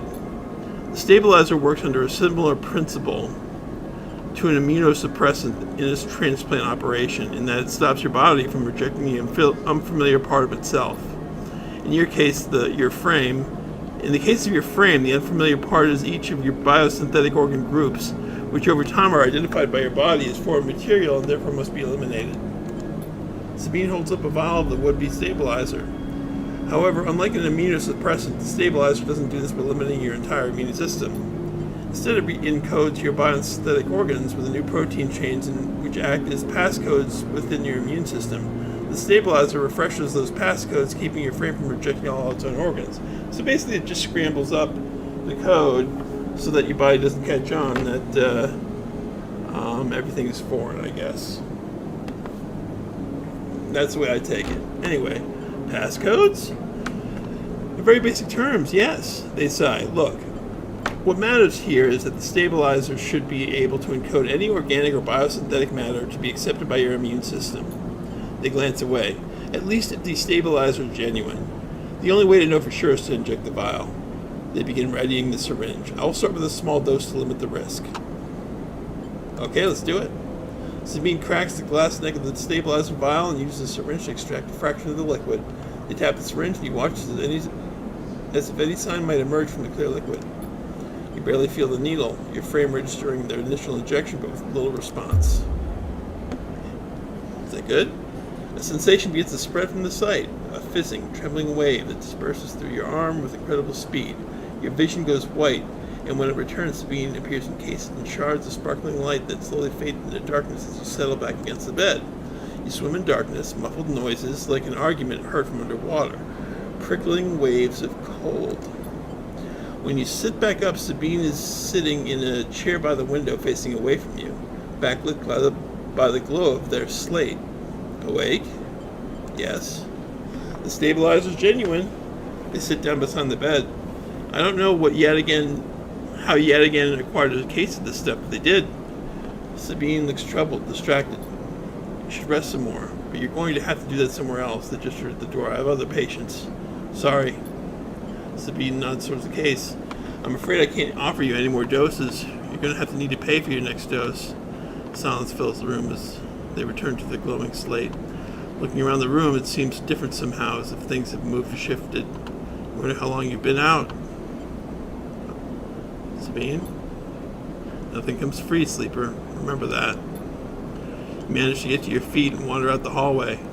The queue stretches down to the flickering corridor. Toshio stands impatiently by the door and fixes you with a glare as you leave. You lower your eyes as you stumble past, somehow faintly aware of the station spinning beneath you. Okay. Well, first things first, I really want to help Dragos, since Dragos helped me.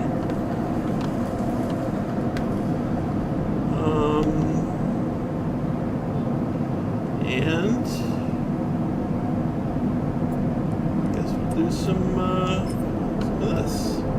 100% positive. Start the action. Back in business. Beneath the popcorn bowls, you find hidden container. Okay, good. Do we get any items? Alright, well, whatever. He's back in business. That's the important part. Oh, and I'm stable. Nice. I didn't even notice that. Alright. So is he safe now? Okay, so he's now my friend. You arrive into a buzz of activity at the yard. Red blinking lights flash into vast dark shapes suspended below the dome. They flick across the holes. Yes, okay, I've seen this. She's the beauty, isn't she? Drago stands to the side, focused on the hulking ship as it lowered into the yard. What is it? That, my friend, is a A-grade scrap. I should thank you. This place was on its last legs when you turned up. And now look at this. The ship descends slowly, its interior visible through the multiple hull breaches. You struggle to gather the same enthusiasm as Dragos for this monstrous craft. You can't help but think of what became of its crew. What happened? What do you mean? He glances at you. I managed to convince our salvager friends to give it to me on credit. That's what happened. No, what happened to the ship? Not my concern, he shrugs. The ship creaks like a calving iceberg as it reaches the base of the yard. Dragos is visibly excited. I know I said you shouldn't stick around, but I'm going to need some help with this one. The drones start to crawl over the hulk, their lights illuminating flashes of dull, dented hull.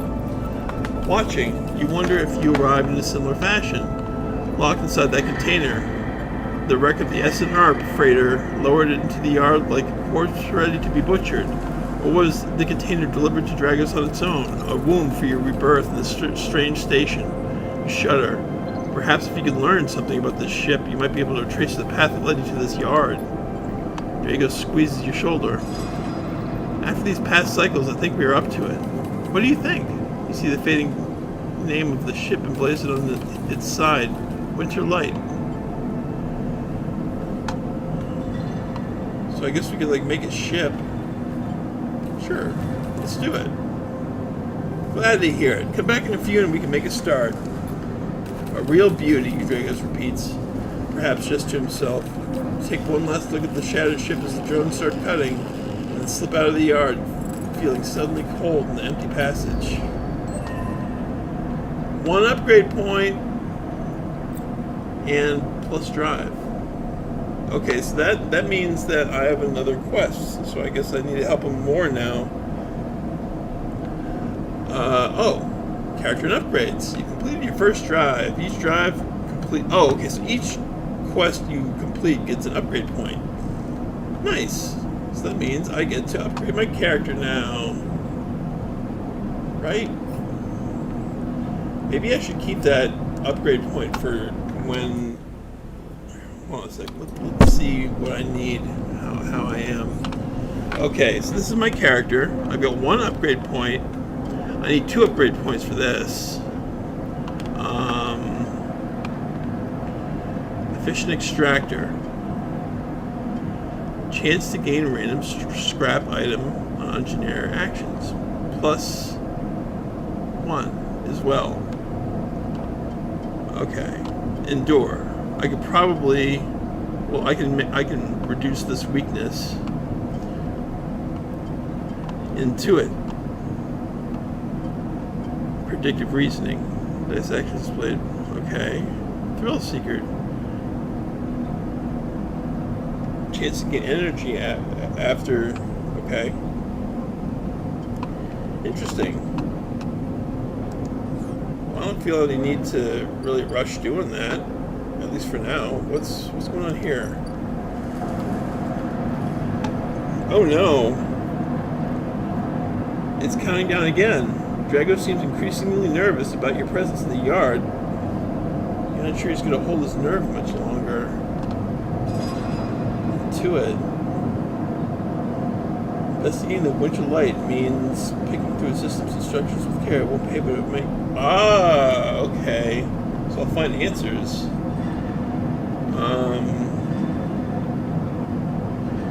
Okay.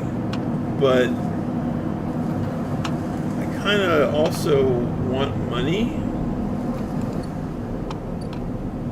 So I'll leave him to that for now.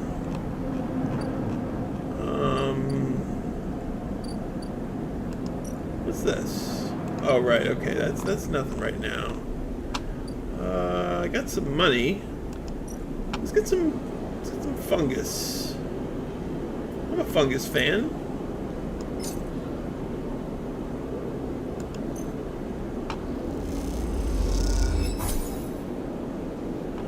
Yeah. Alright. So, one more... Oh, wow, wait a minute. I might be able to get 2. Yeah. Come on.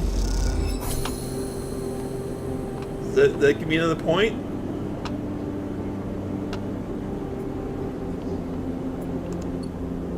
Was that dumb? I don't... Oh, it's still 1 point. Maybe I need to talk to him first. I don't know. Sleeper! Ethos calls out to you, a booming voice that echoes through the corridor. Tell me a story. He throws a handful of chopped mushrooms into his wok, the fire leaping up to meet the oil. I see you, cycle in, cycle out, but we never speak. Tell me a story. What kind? Any kind. He pauses to drill a little something from his plastic bottle into the wok. Well, one of yours. He looks up at you. Nothing's stolen. You pause, the spices are rich in your nostrils, and you think about the kind of story you'd like to tell Emphas. You look at Emphas, the listener, and imagine he's heard it all before. Perhaps he'd enjoy a strange story. Something with some spice. So tell him about my dreams. All the sleepers, you tell Emphas, had dreams. Some were simple. Memories left over from the emulation process that had become tangled up in their minds, that had become and would come out when they slept. It wasn't rare to hear a sleeper in the dorm scream or cry out in the night. But your dreams, those gray skeletal afterimages of systems and structures, of threads and patterns, weren't like the others. They weren't memories or nightmares. They were reflections of reality. Distorted, yes, but somehow true. You learned back then to keep quiet about them, to let them flow through your mind like water. That was, until now. Until you arrived in this place. Now your dreams colonize your waking life. They slip behind your eyelids with every blink. And now you understand they aren't dreams at all, but some process of interfacing, of speaking, of living in another world that flows through this one like smoke through air. You tell him that you don't know if there is a reason for your dreams. Perhaps, you reason, it is just some side effect or particular quality of the frame you inhabit. But whatever it is, it's a gift, and you hope to make use of it. Emphas finishes cooking and squints a little at you. Sleeper, he smiles. You are quite the storyteller. He eyes you, and you realize he's trying to gauge how honest you have been in your story. Emphas passes you the meal as he has cooked. You take it gratefully. As you eat, he talks. A natural exchange. Thank you, Sleeper. He looks around at the emptying market. My time is done for today, and I do not want to keep you longer, so I'll make a proposal. He gestures at the plastic boxes of ingredients stacked behind his stall. Those are good enough for most, but someone told me a story that made me think a couple of cycles ago. They said that across the gap in the Greenway, fresh mushrooms grow. Whoa, really? In the Greenway? Have you heard this? Yes. Then you already know what I want to ask. Emphas begins packing up his things. Can you bring me some? I cannot cross the gap and worry about leaving my things behind. He smiles. I'm sure a storyteller like you could handle the trip. I'll prepare them for you, and if you wish to tell it, be the audience for another story. Agreed. Good, booms Emphas. Then I will wait for you to bring them. Emphas slides his walk away and straightens up.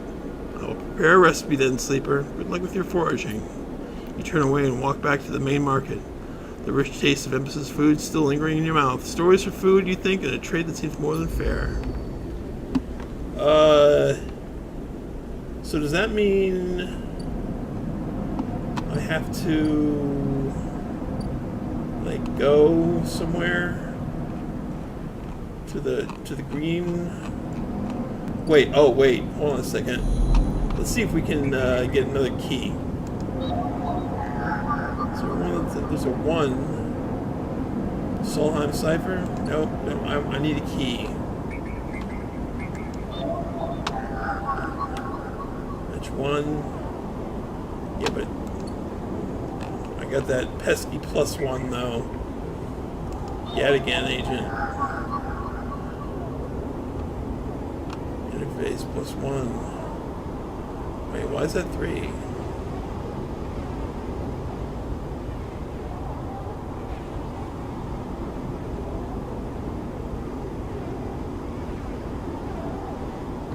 I can't. I get a +1. I want to help. Hold on a second. Maybe I can still do it. I don't know. Okay. I still don't know what that is. Wait a minute. So, data here is part of a cache tucked away during the collapse. Who hid this and for what purpose? So, boom. What do you mean? I got a +1. Well, if I can't do this, I can at least do, is my aim bad or something? Okay, that's fine. That means I can at least do the Yadigan keynote. Okay.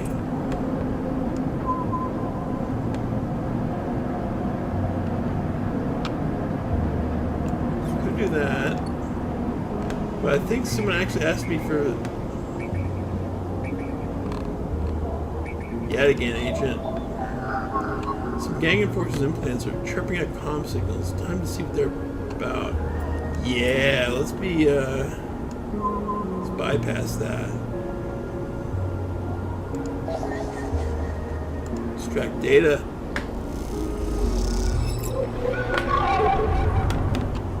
Neutral outcome plus Yadigan data. Oh, I see. So it's okay. So interfacing actually is very helpful.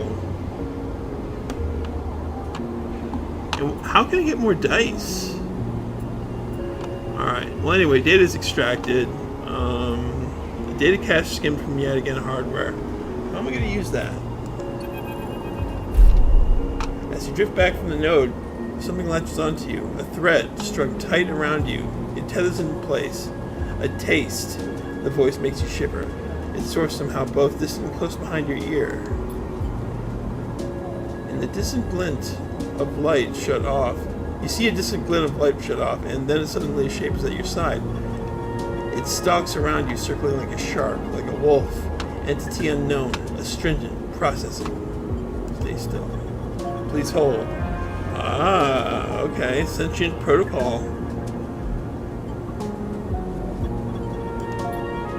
Please hold. The thread around you thickens until it's a ring, a cylinder, a tunnel of light circled around you. It is blinding for a moment, then it is gone. As it fades, you see a figure, a creature in front of you. Its strange head flickers between different angles, reading you. Oh, that's what we saw in our dream. What are you? The shape paces around you on lithe legs. Though there is no ground here to pace on. Entity, identify, origin, serial, cadence. The figure faces you expectantly. Excuse me, I asked you a question. Sleeper, S and ERP. Unknown, known. The figure's strange head rotates, bracket signature, of, and not of, attempting interface. As the figure speaks, more threads begin to spiral from its head. Thick, snaking, vine-like ribbons that flex and wave, they approach with intent. Stop. The figure halts its threads, its head twitching. Entity, your identity is unknown. We only seek to correct illegalities. Can you confirm your legal right to sentience? I am a person. Incorrect, you're an entity. All at once, Hunter's head is directly in front of yours, blocking your vision. You stink of their taste. The one from the sealed dock. Hunter shimmers with fury. I will find access. I will interface. Sealed dock. An entity hides in the rotunda. You are its puppet. Really? I will not be diverted from my task. Okay, the rotunda. You lash out with all your force. Not a physical strike, but a focusing spike of interface leaping out from the tip of a spear. Hunter stumbles, shifts, separates. Wake up. You open your eyes, blinking back into the station light, shaking with fear. Oh my goodness. Okay. The data cache. Might be able to use that. There was a knife on that. Wasn't there a knife symbol somewhere? I could have sworn there was. Let's see. Okay, first off, okay, Rotunda Wet Dog, that's gonna be... Oh, the Rotunda Wet Dog, it's, that's what it was referring to. And, salvage sortie. Right, the Starward Belt. So I can help that guy with the mushrooms. Alright. Now I do need more, I do need more money. But, I also acquire stable 100 cryo.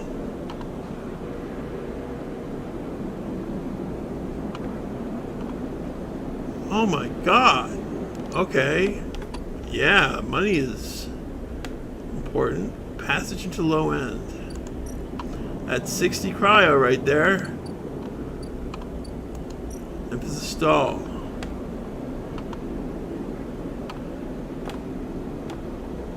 Input 3 something caps. I can't see it because of the yellow. 3 mushroom caps, whatever it is. Okay, I've got 8 Ort exchange.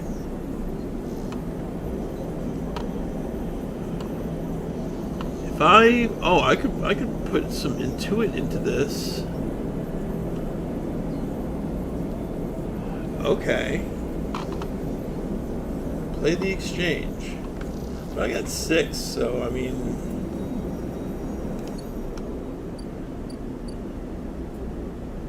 can I sell this?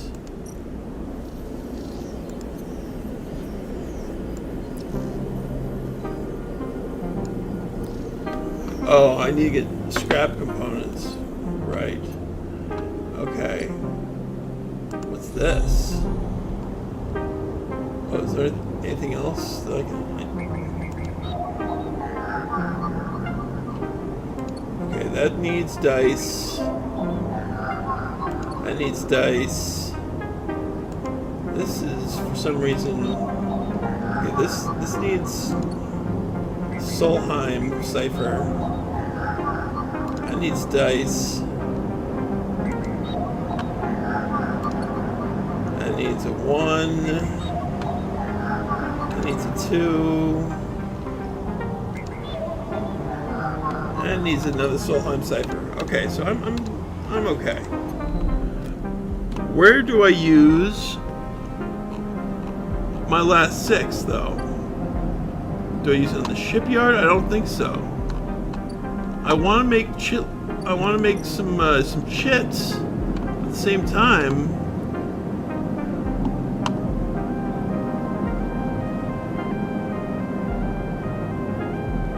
Would this help me?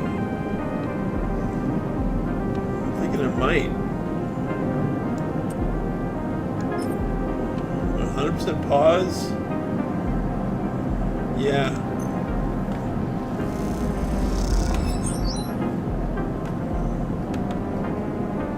Plus ship shape for...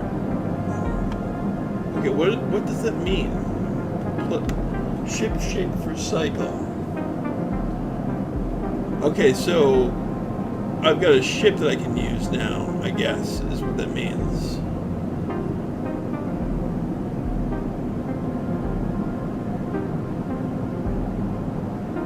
Wait, what? Hold on a second.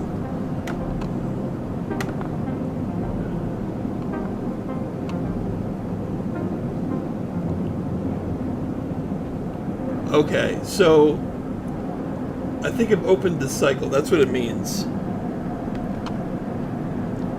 So I can now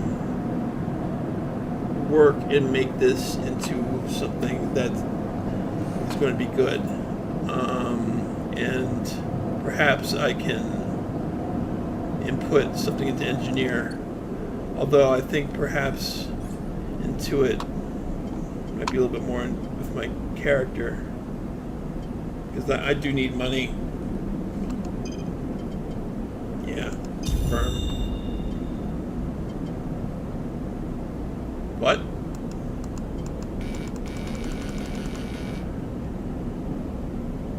Did I not have this before? No, I didn't. Did I just waste?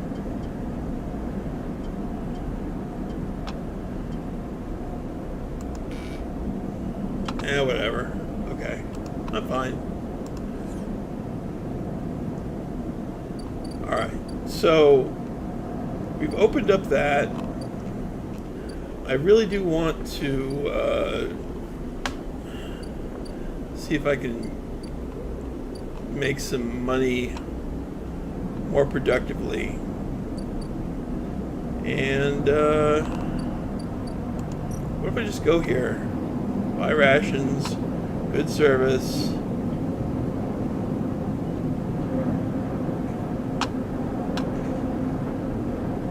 Okay.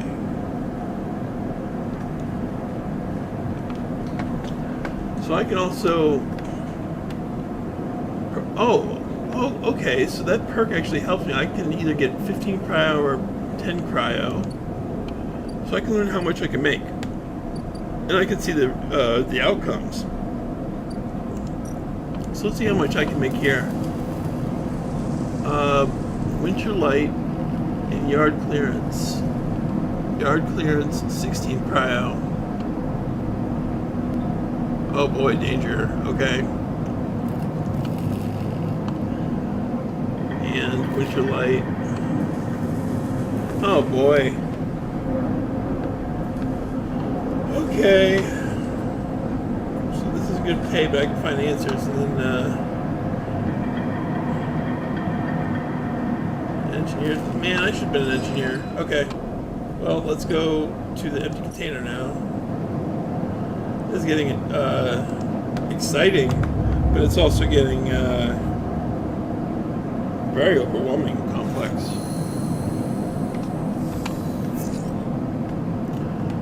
Okay. Oh my goodness, that's a lot of dice. Alright.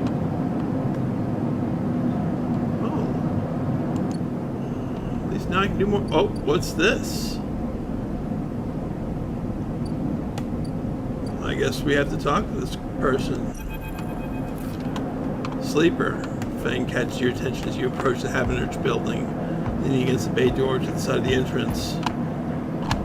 Easier coming this way. Security, all that. He gives you a look. You know. He slams a button and the bay creaks open, blinking lights in the dark behind it. You follow Fang inside. Truth be told, I don't spend much time upstairs.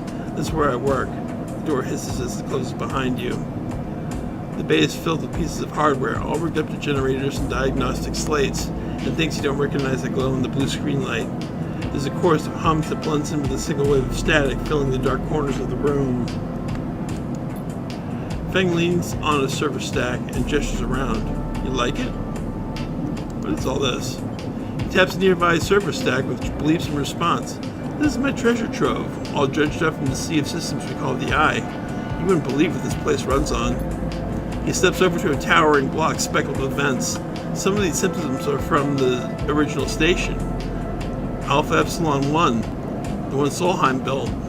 We had to invent new components, repair the things we never built, reverse engineer entire subsystems into existence. Residents here look up at the Eye and think they are seeing a concrete reality, but this place is a system in constant flux, decaying and growing, collapsing into new configurations. He walks you down between the hardware stacks and you follow. We are keeping this place alive, but also remaking it into something new, dragging it away from those corporate origins. He stops. At least, that's what I'm trying to do. He turns back to face you among the flickering machines, humming all around you. I know you can see this too, Sleeper. All these systems and sections. You can, can't you? I can see it. It makes sense, right? You're between here and there. Between the people and their systems. You light this place up like a beacon. That's what I need. You glance at the lights around you, and as much as they do seem to flicker, to realign, to follow your gaze, Feng notices it too. I'm guessing being a beacon isn't always ideal when you're on the run, though. They are tracking me. He pats you on the shoulder. Maybe I can help with that. There's a lot of old growth in this place. Subsystems I can't see. Access protocols lost to time of decay.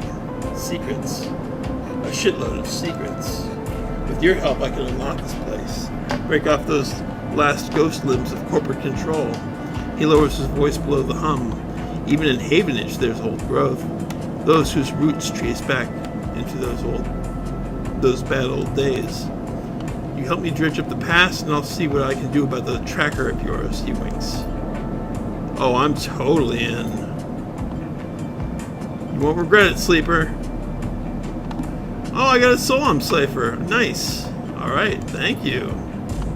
Start by bringing me whatever you can turn up. Use an emulated mind of yours and see what's out there. Get a picture of how things are. Those above have granted me an acquisitions budget. I can pay you for whatever useful data you bring in. I know you need it. Yes, I got some data for you. Alright. Hello? Yes. Want some, I got something for you. I'll put one Solheim data. What about this thingy? What this? No? Alright. You can get a Solheim thing for you. Solheim gate, Solheim data, start action. Neutral outcome.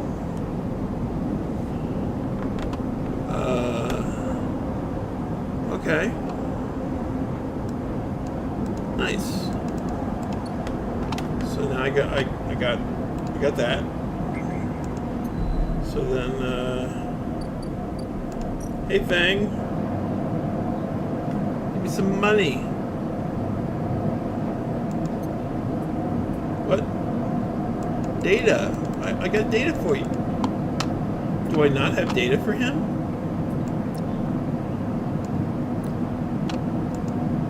I just scoped out.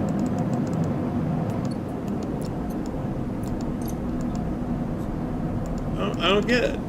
Didn't I do that? Do I need it? I just went to a Solheim gate. 1 second.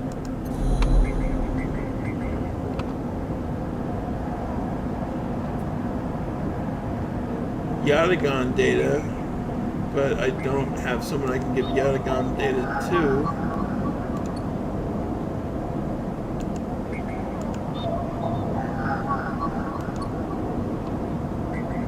Avalanche agent.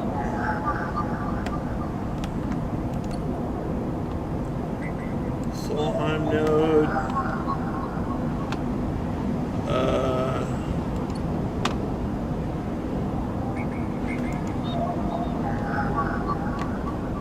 Okay. 4.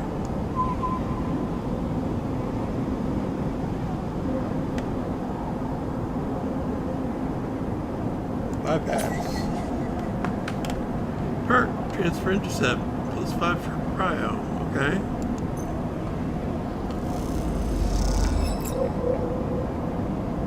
Alright.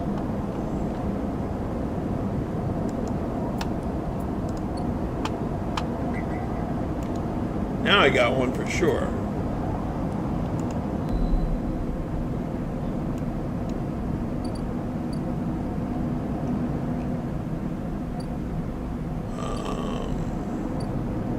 Thanks, Bay. Hello, you. Take this.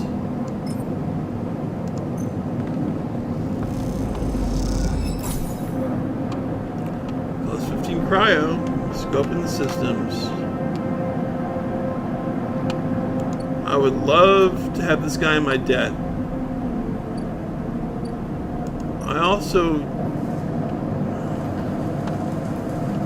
I feel like I owe Drago something, and this winter light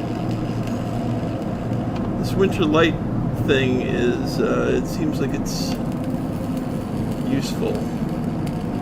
It's a repeatable action, it's safe. Perk predictive reasoning.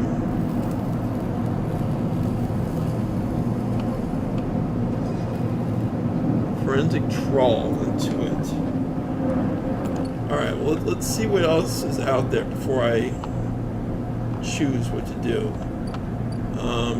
Rotunda, Helion Crossing, okay. The Ambergris.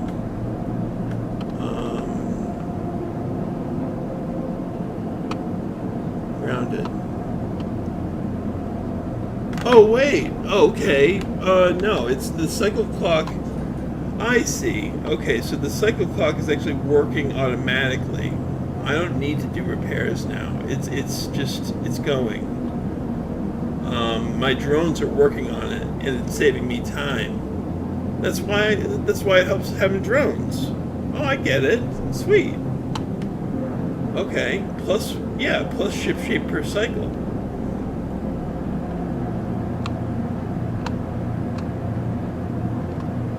Oh, wow, that's really useful. Okay. So that saves me some time. Alright, so, complete page dragos, right. Eat an emphasis stall, bring emphasis ski roll caps. Build a ship mine. Gain access to the Ort Fabricator. Oh.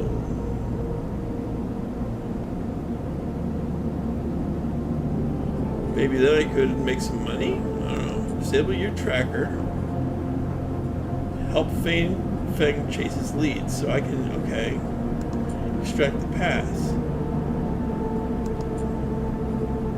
Okay. So basically help Fang a lot. Repair the ship's hull, that's what I'm doing right now. Get no emphasis. Eat an emphasis stall. Study them with your light. Investigate the wreckage. Survive. Okay, so I need to study the winter light. What's this? Holy crap, what's this? Unload containers. Plus 15 cryo, plus 15 cryo. The freighter crew are eager to get their payload into the Ord exchange. Okay. Danger. Well, offloading scrap. The freighter will stay docked for as many cycles as it takes to offload scrap to the havenage yards. Oh, wait a minute. Do I not want it there? Buy some scrap.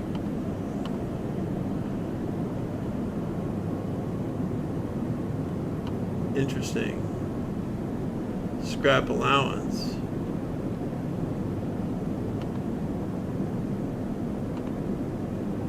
Okay. Interesting.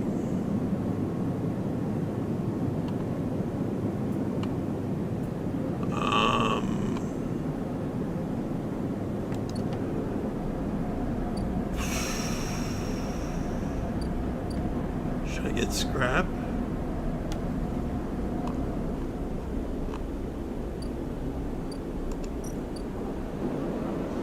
I mean,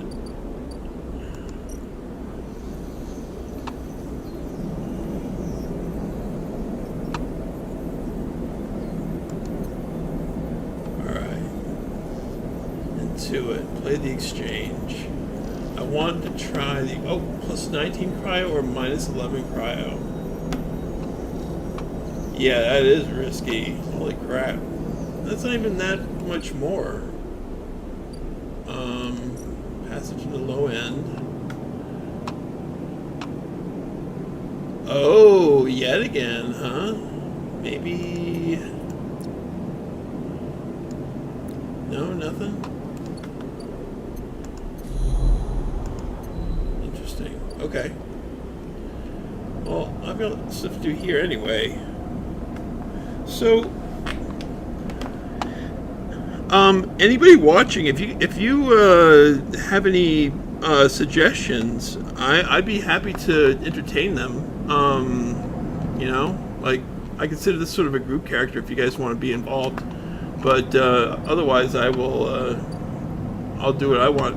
I do want to help Fang. I do want to help Fang. I'm interested in helping Dragos. I know we're helping the ambergris automatically, so that helps. Part of me wants to conserve my money.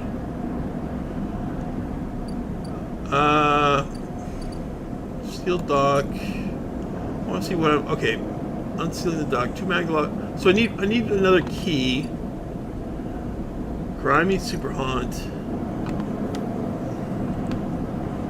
Right. And that's cool. I'm glad, you know, I've got her as a way to help out. Deliver data. Okay, so I need to get more data, and hopefully they'll help him, and it'll help me at the same time. Right, so I'm going to try and help him. I'm going to devote one action to also buying some fungus.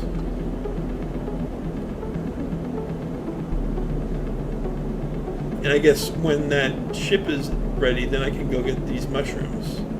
So, alright, give me some, wait.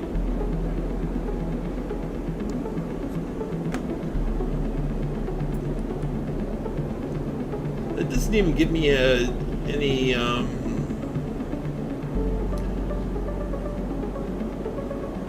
don't get a quest for that. So actually, no, I think I'd rather go to the bar.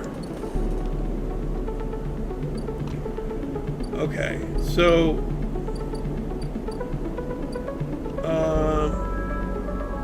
okay, first off, let's help Feng. Any crappy numbers that are gonna give me some stuff?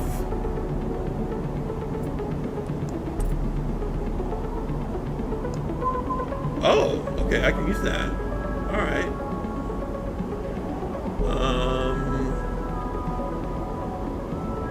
So, all right, that's one thing I can do. I want to see if there are any Solheim keys. Yeah, like this. One. So, boom. Okay, I actually do need a 1 for that. 2. We'll use that. Bypass.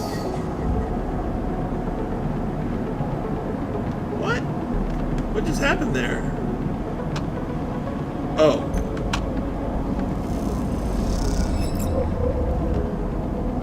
Solheim data. Alright. Solheim node.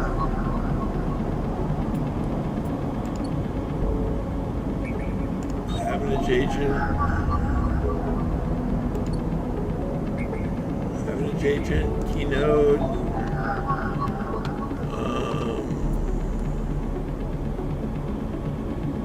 Oh, right, I do need a key for another thing too, so bypass.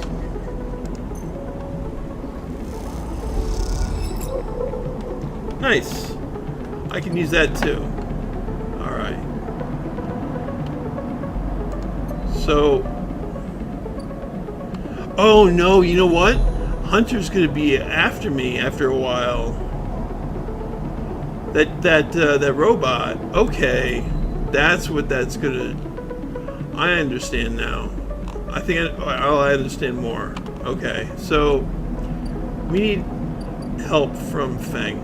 Anyway, he's gonna be pretty... it's gonna be pretty important here. So here you go.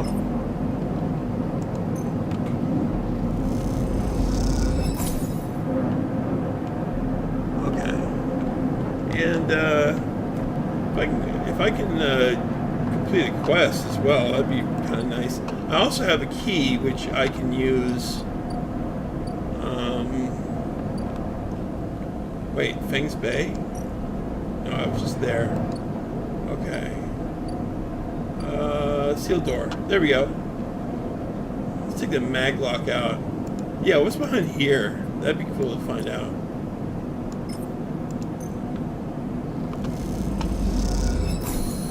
Yeah! Alright, so... Good.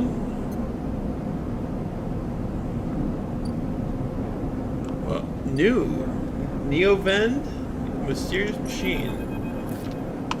As you slip inside the sealed dock, a pulsing light grabs your attention. Among the discarded tubing and rusted plates, the machine flickers with a warm glow. Sweet. I'm just gonna approach the machine. I'm not even gonna look around. Let's get closer and recognize the machine's blocky shape. See what it looks like. Oh, it's kind of cute. Your order, thank you. Woo woo.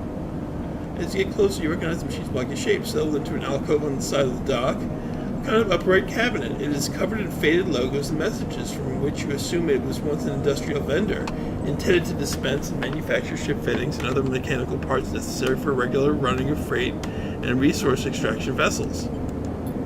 The manufacturer is listed as Neovend, and you remember an advert from long ago, squeezed among all the offered recruitment drives that assaulted every planet-born citizen, which chirpily sang that name over and over. You wipe a layer of dust from the cracked screen, thinking of those contractors squeezed by their own corporate employers to pay for every bit of minor maintenance on their rented ships. Enter your registration, chirps a pre-recorded message catching you off guard. Press some keys. We probably need a registration. You reach for the keypad and something begins whirring. At first it sounds like servo motors starting up, but it quickly becomes a whisper, a whining, and then a multi-tonal voice that emanates from Neovend. Entity, there is. Speak with me. Who's there? There's a squeal, almost like some strange mechanical swallowing or intake of breath. Before the machine speaks again, I have need of you. You have need of me. That squeal comes again, and you see that it is the 3D printing apparatus in the upper part of so it's like a little hologram. Okay, in the upper part of the machine we're setting into place so that each time the servos can be orchestrated to produce that whirring, whining voice. You are in danger. It is not the vending machine. I'm not going to waste a question on that. Danger? You are marked for deletion, entity. Hunter tracks you. And the screech rattles through the empty dock. You remember the strange head, the figure, the threads closing in. Hunter. The Hunter protocol. They taste your signature. The sudden whine sends your teeth on edge. Oh, whoops. Or they taste your signature. You have seen them. This is the gift of an emulated mind for me to poop on. You close your eyes and the skeleton of the station starts to thrum. Emulated minds are adaptable. Move where neurons cannot. The emulation resets, but the emulation makes you target. Oh, it's going great. I love this game, Bennett. This is friggin' awesome.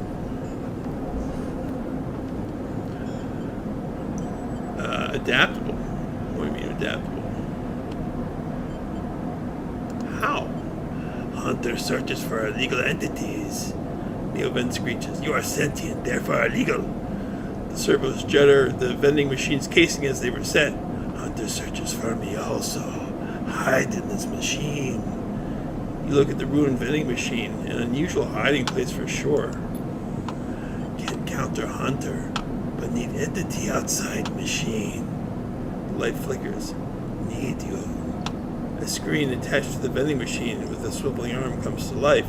It displays a flickering map of the station, ghostly threaded. The cloud points along the rim glow in deep red. Hunter is always gathering. Too much data. Must build nests, explains Neovend. Masters are gone, but continues the hunt. Bring this data, raid its nests. Masters? Station builders. Solheim. The machine rumbles impatiently. Long gone. The protocol still haunt. Bring offering, save self. Neovend says pointedly. Mutual need means friends. They conclude, tired of this conversation.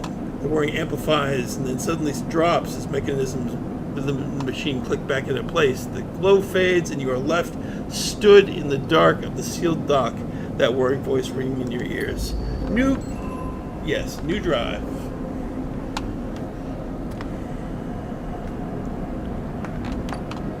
So that sounds kind of important.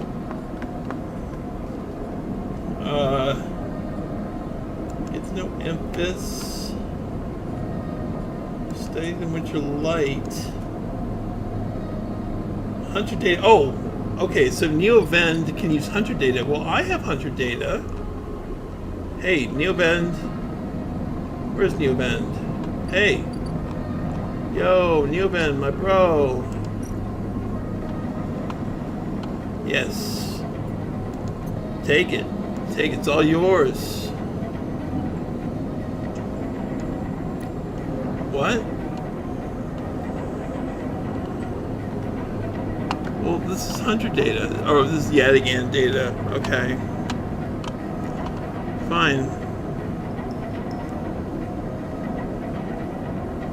Alright.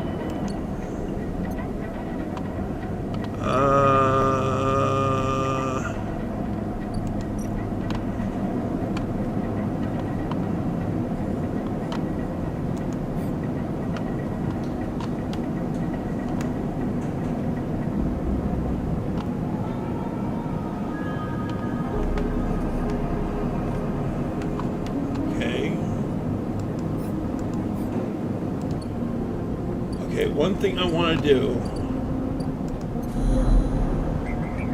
Is there more of these things now? Can I help? Habitage agent. Keynode.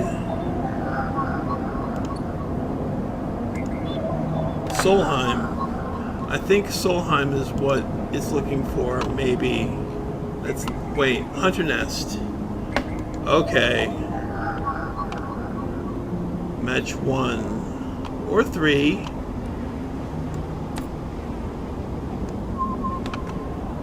Bypass. Okay.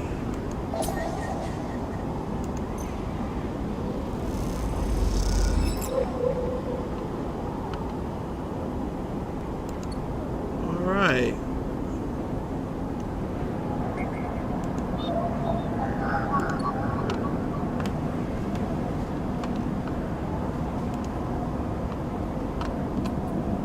So now that I have Hunter data,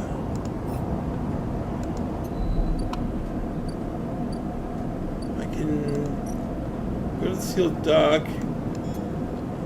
give that data to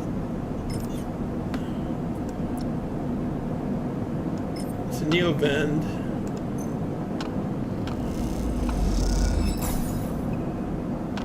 Oh, okay, nice. Alright, and now I really want to study the winter light. I think that it's going to help. I've already helped Feng today. I'm saving money.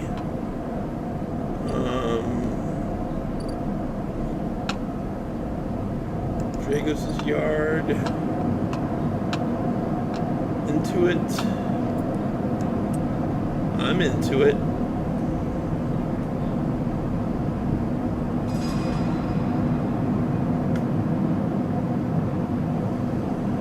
Winterlight, yard clearance. So I can do both doing this.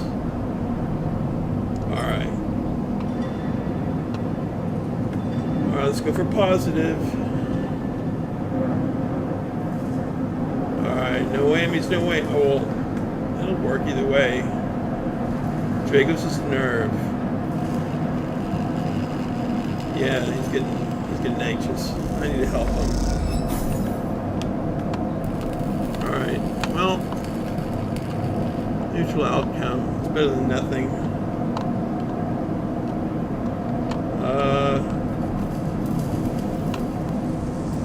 Alright. Yeah, no yard clearance, unfortunately. Now, if I spend money at the bar, do I get anything?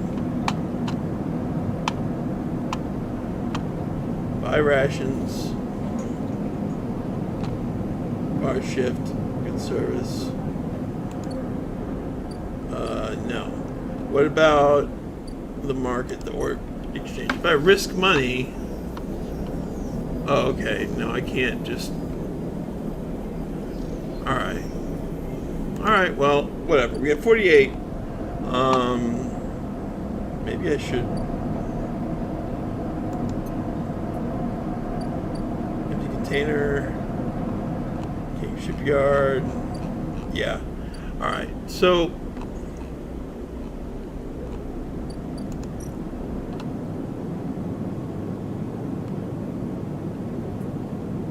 Fuck it. I'm just gonna buy it. I'm gonna buy some... I'm gonna buy some scrap.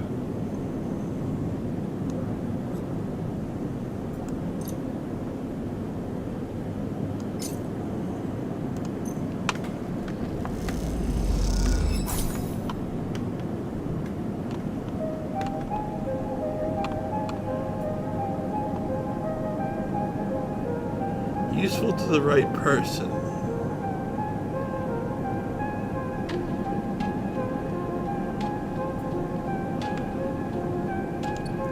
So I can go to the ore exchange now. See if I can...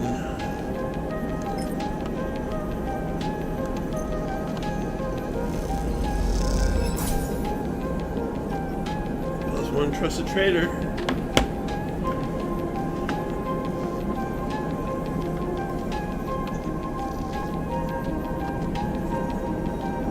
Okay.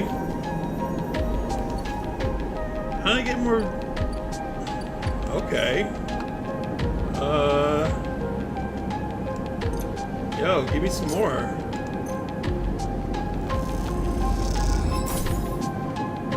Damn it, another outcome that's neutral. Alright. Or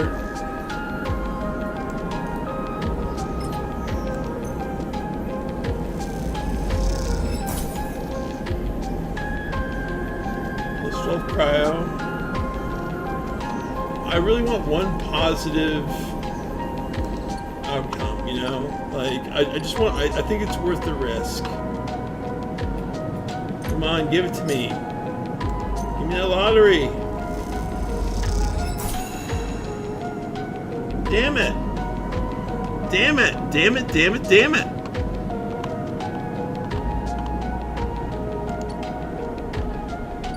At least it wasn't useless.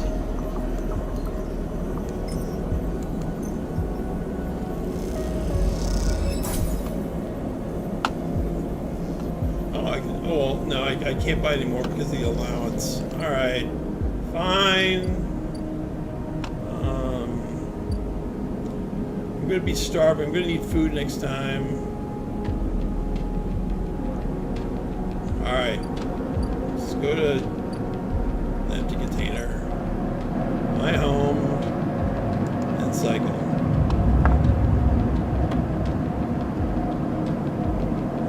This is a really interesting game. I didn't think it was going to be this interesting. Oh, nice! Look at all those. Oh, wow. Okay, sweet. Alright, well, first... Wait, first let's check to see if there's anything different. The ambergris... Okay, it's working for me. I don't need to worry about it.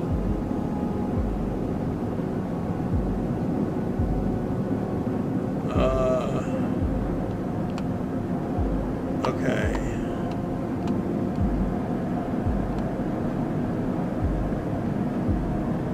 Do I need... Wait.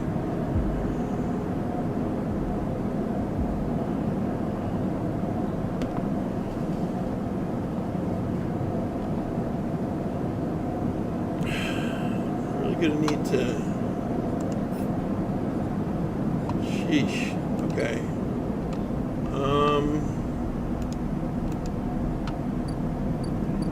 First off, we're gonna need some stuff. Emphasis stall. Low and gay. Or exchange. Spine surgery.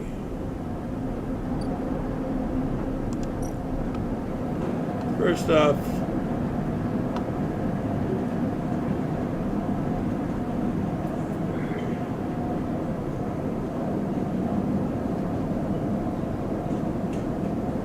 good service.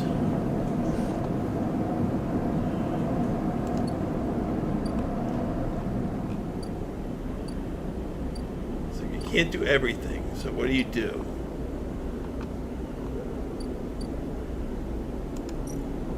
The fungus is really expensive compared to, like, how does the rations help?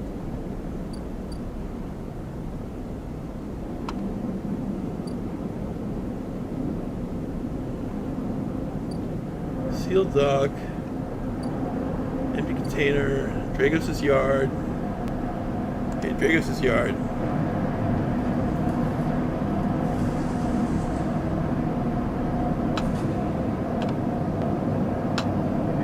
Alright.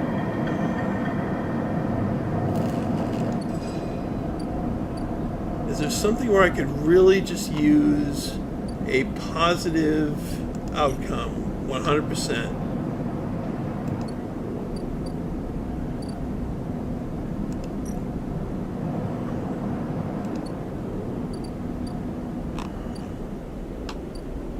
Spine surgery or exchange.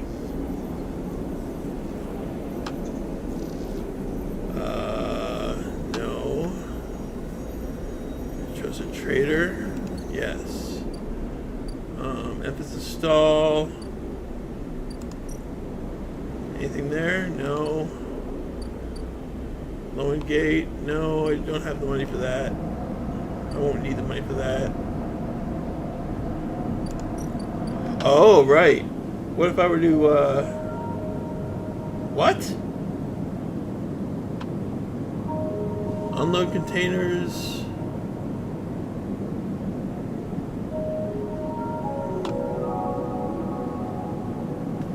Is that all the scrap I'm allowed?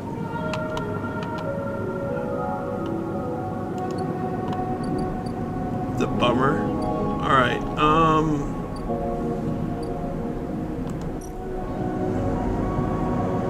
Yard hand. Minus energy.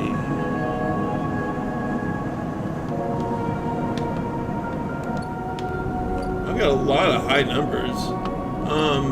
Okay, so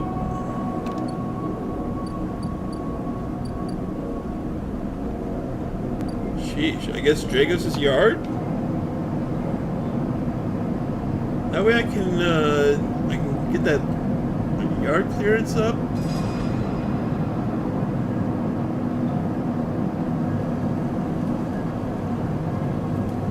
Oh, but that's not gonna give me any money anyway. Well, I'm certainly not gonna get any computer stuff with this, so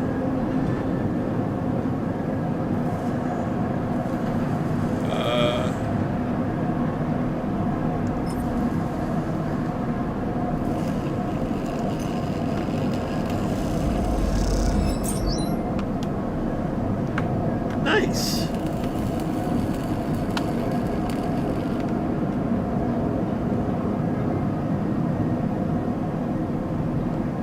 It's a repeatable action too. But I do need to see if I can get some stuff. Alright, word exchange. Take some scrap.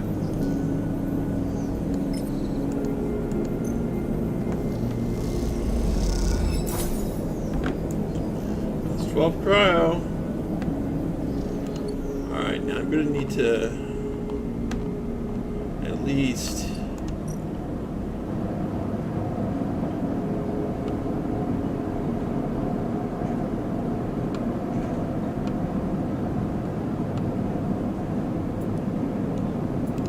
hold on a second. Before I do that, Solheim node. Well, I don't have a 3. I have Open edge agent, keynote.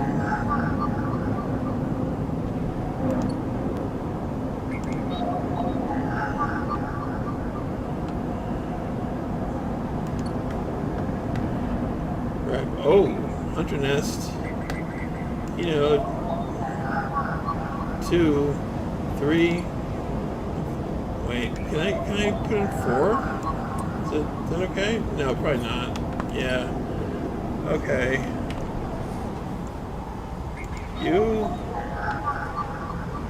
Cipher data. Yeah.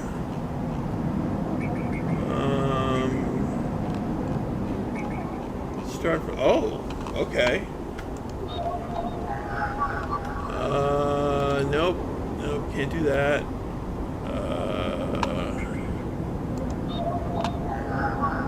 Nope.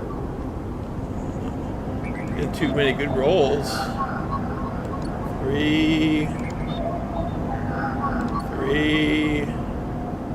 But the red ones might be higher. Who knows? All right, let's take the reds.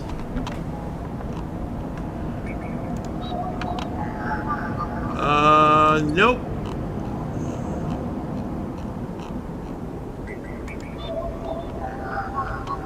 Give me a break.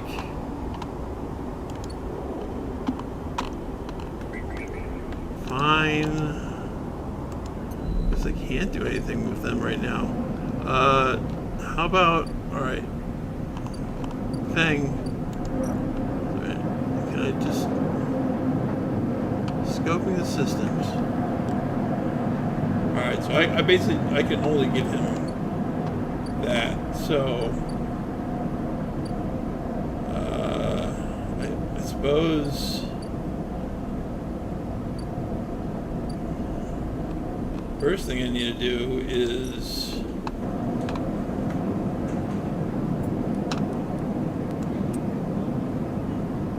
bar shift.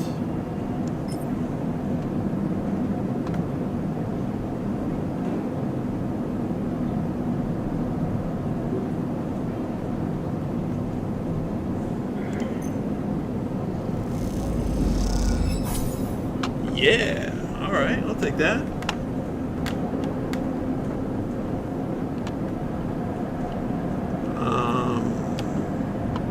I'd appreciate it if I got some free rations for that, but I guess I'll overlook that.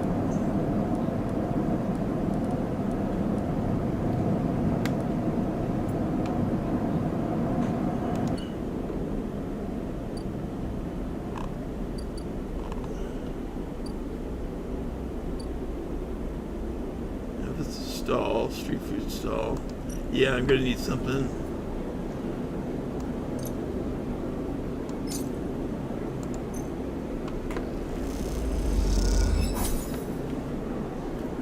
Alright. That's fine. That's fine. I'll deal with that. Okay, so what's Dragos' yard? Empty container. I'm getting a little uncomfortable here.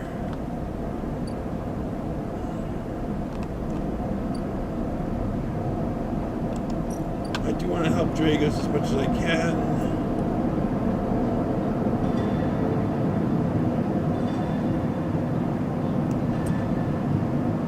I do want the cryo as well.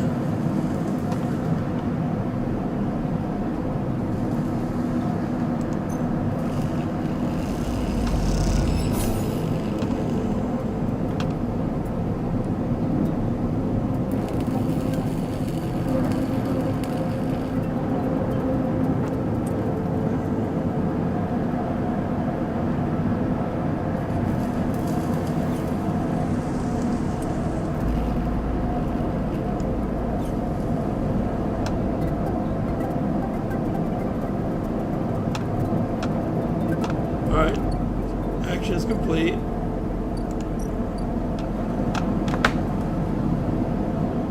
I don't know how I unlocked 2 more dice slots, but I'm very happy I did.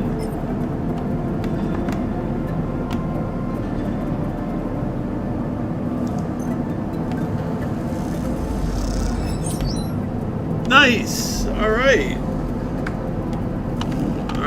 So this is safe. I'll do this.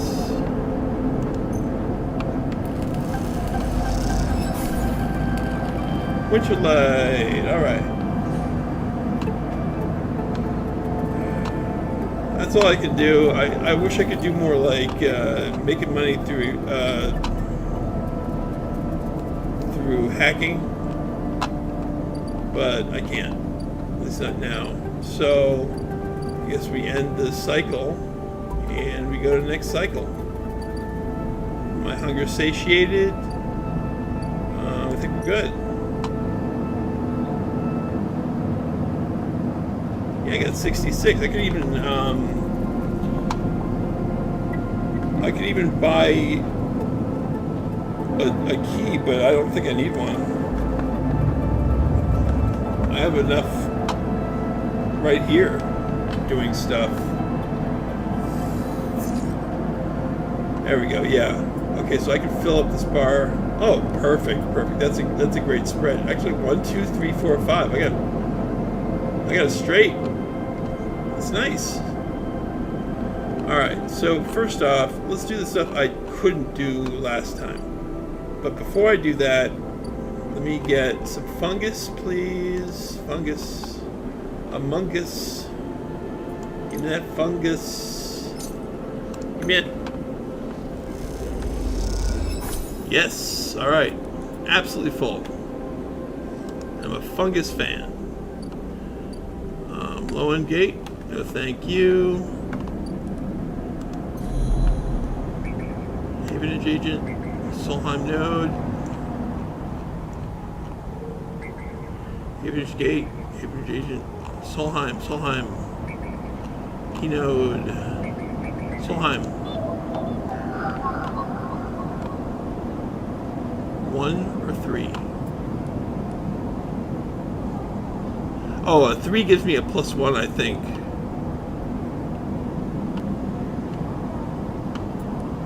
Which is what I definitely want.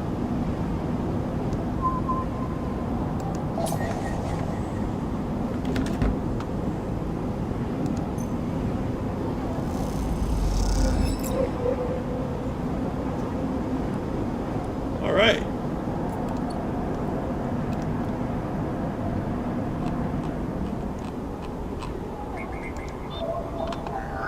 And you, let's give you a 1.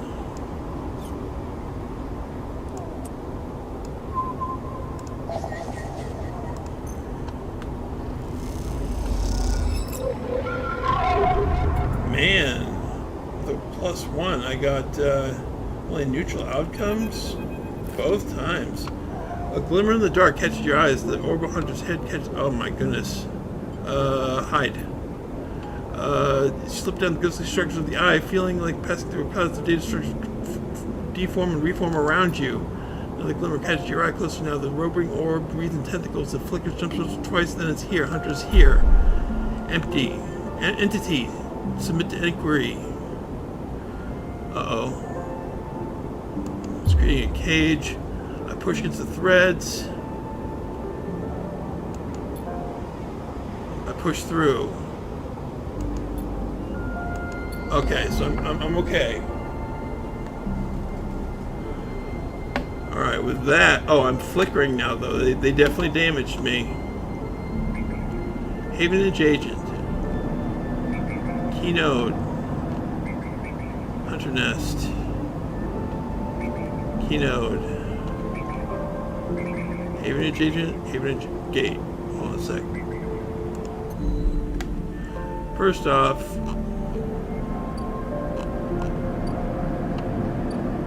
Fang, got something for you. Help me out.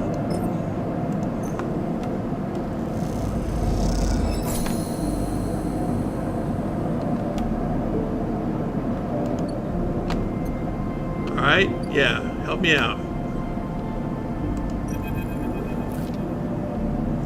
As you enter the bay, Fang is nowhere to be seen. The banks of servers and machines blink out of the darkest staccato rhythms, unseeing eyes of the station's digital ghosts. Shitheads! Feng's voice echoes from behind his stack, followed by a hammer of a fist on a milk casing. Those snaky shitheads. Who's snaky? Sleeper! Feng's smiling head pops up from behind his stack. Just the emulated consciousness I've been eager to see. Come back here. You pick your way between the thrumming stacks, trying not to trip on the loose bundles of cables that blanket the dark floor. Feng is sat in front of the monitors, a set of monitors mounted to a stack. Tell me, Sleeper, what do you see here? Feng waves at a monitor to his side, glowing with pale lists of information. You lean in closer, looking for the links in the data. The table seemed to be filled with personal information, names, genders, dates, ID numbers, all the markers of institutional records. Shitheads? Feng laughs. Maybe not all of them, but what kind of shitheads? Solheim? Bingo! He taps the terminal. I pulled these from old data you brought in, all the employees of the Eye's original owners, and he leans past you and scrolls the list down. This is a snaky shithead. He stabs at the screen with a finger. The name reads Hardin Hurst. Who's Hardin? That, says Feng, giving you a sideways look, is the thing. He drags a stool out beside him and motions for you to sit. There just so happens to be a Hardin Hurst in Havenage. He waits for your reaction. In Havenage? Are you sure?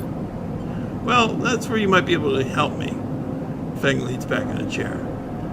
Just think about it. Decades ago, Hardin worked on this station as a... Feng leans across to look at the monitor. Senior Strategic Operations Executive. Feng raises his eyebrows at you. Oh yeah, the data, it just helps me like anything else, like you saw. Our Hardin was keeping the money coming in for Solheim. He defined priority growth initiatives by making sure extractors they contracted out to were hooked into a system that outsourced all the risk and kept the profit. Good old Hardin shuttled thousands of Palladium rush workers into an infrastructure which meant their cut of the line of work they did went straight back into Solheim. How do you know this? I grew up here, Sleeper. This is my history. I'm a child of the collapse. Feng turns back to his screen, staring hard at the strings of code flickering by. Before I was born, my parents were Solheim contractors. They ate in Solheim canteens, worked in Solheim ships, they breathed Solheim air and slept in Solheim beds. Feng's voice rises as he speaks, his hands fists on the terminal edge.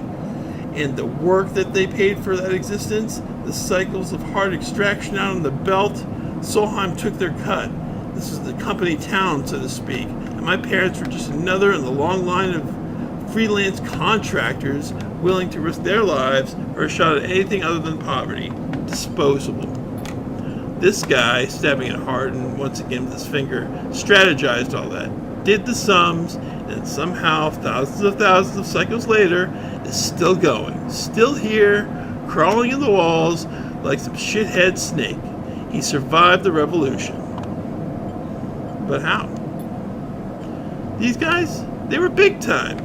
There's a lot of money you can get if you're a company man. Feng relaxes a little. But how is Hardin still kicking? I really don't know. He turns to you and smiles. So we're going to go find out. Hardin is now a big shot in the shipyards, just a few degrees back around the eye from here. Feng brings up a map of the lower eye. Havenage might be born out of Erland's revolutionary zeal, but a flat hierarchy it is not. Hardin happened to float up to the top. Feng zooms in on the far yards. Feng grimaces. The thing is, I don't have access to those systems. The shipyard crew is pretty paranoid. They don't like anyone from systems digging around their stuff. Plus, we need more than just the name of a Solheim executive. We need proof. Feng holds up a thumbnail-sized drive. That's where this little creation of mine comes in. I call it a ripper worm. He turns the drive between his fingers. It'll rip through any digital storage and spin out a silken thread of filtered data. This one is set on the scent of Hardin Hurst. He hands it over. Getting into the compound might be tricky. Feng puts a hand on your shoulder. But you, however, have a particular knack for remote access. Feng grins. If you can extract yourself a Havenage cipher from a Havenage agent, they sometimes carry them among their data caches. You can crack open the compound's network and slot the worm in through any open port. You never even need to go near the shipyards. So what do you say? Up for it? Yes. I knew it. I knew you'd be happy to catch this snake. And don't worry, once we nail this guy, I'll start to work on that tracker of yours. I haven't forgotten. Feng scratches at his chin. Anything the worm gets, it'll send it back here to me. There's something wrong here, and I need to get to the rotten core of it. Leave Feng digging through data. As you walk out, you try to imagine the eyes it once was. Okay, yeah. Soul hand built machine. Right, so we need some data. How full am I? I'm pretty full. That's good. Now we need to help Dragos, but we also need, I guess, this, okay, yeah, the scrap allowance. That I'm not gonna.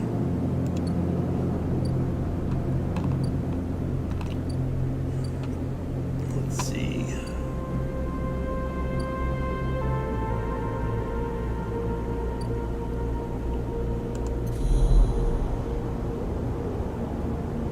Oh, I guess I reset somehow I reset that. Yadagon agent? I don't need that yet. I don't even know what it does. Havenage agent, that's what I need. 3. I don't have a 3. Or a 2. Wait, I do have a 2. I do have a 2. But Keynote.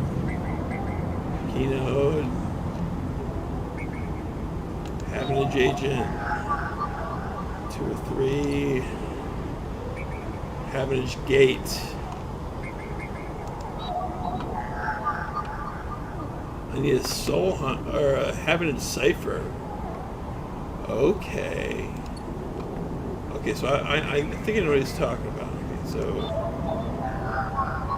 2 or 3. Fine.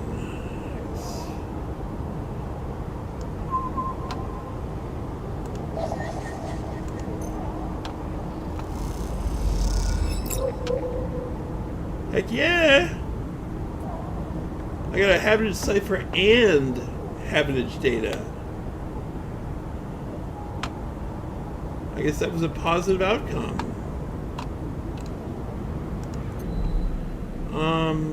With that, let's talk to our friend for a second.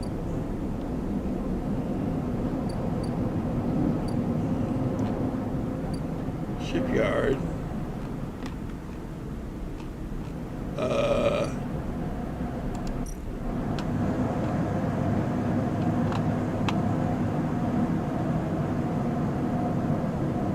Interesting.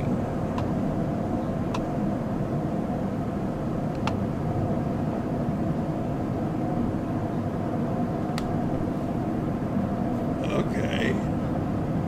So I could do that, but I don't need to because I've got a cipher.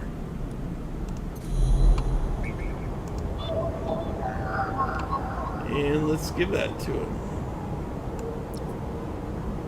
1 Havenage cipher. Start action. Gate H4 access. Gate flips, you're in.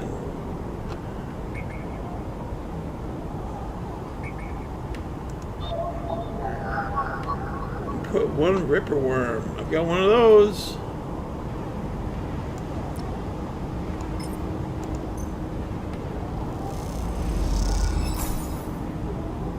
Shipyard servers slotted. So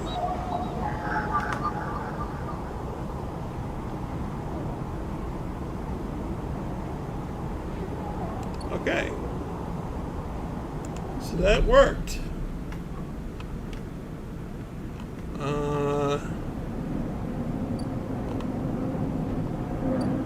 Fangs Bay. You see,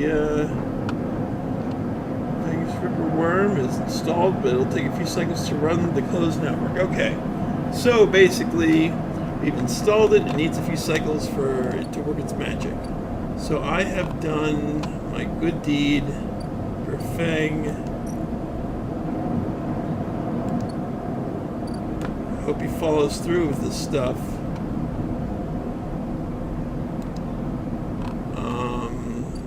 Sealed dock. Okay, I need 2 more Hunter data. Do I have Hunter data? Yes, I do.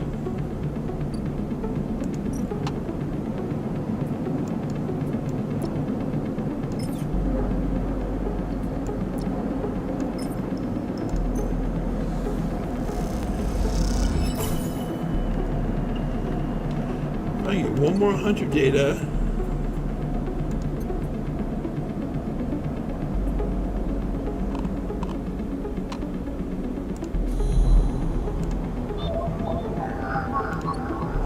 Yet again, agent. Having agent. Hunter data. You know. Oh, Hunter Nest. 3, 2. No. I think. Yeah, that's about all I can do there. So now I've got 2. Ambergris. Do I still need to do this grounded one? I don't think so. I think the grounded one's a bad one.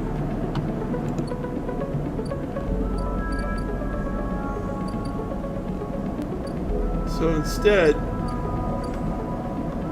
I'd really like to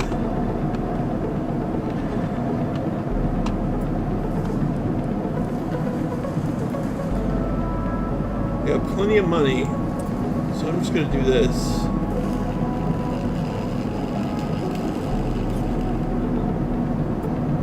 Repeatable action. Input the dice. Okay, there we go. Take the dice. What?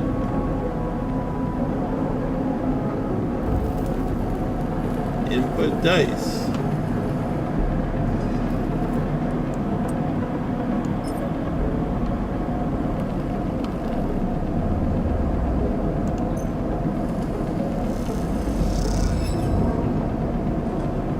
Negative outcome.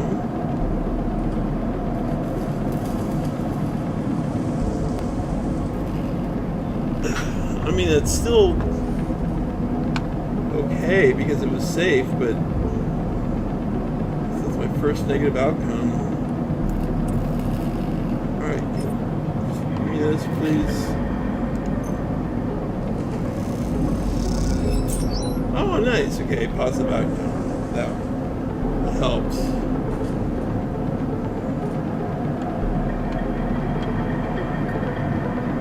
Ship mine fragment can be reassembled with the right tools and a few more fragments. Oh, nice.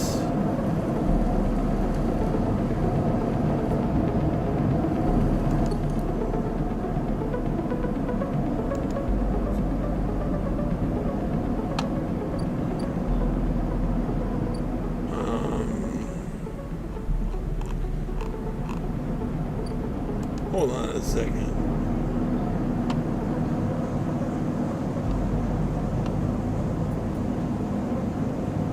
I assume I can,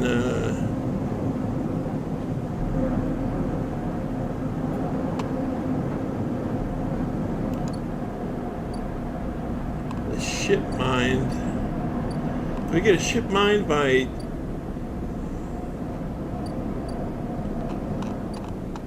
I'm confused.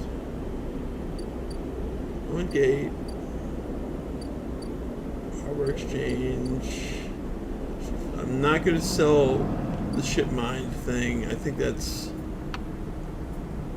seems pretty important. I think they said that you could build something at the ship mine.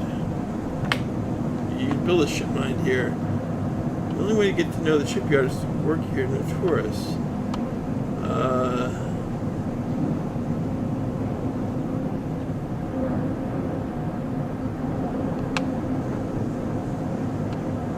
Okay.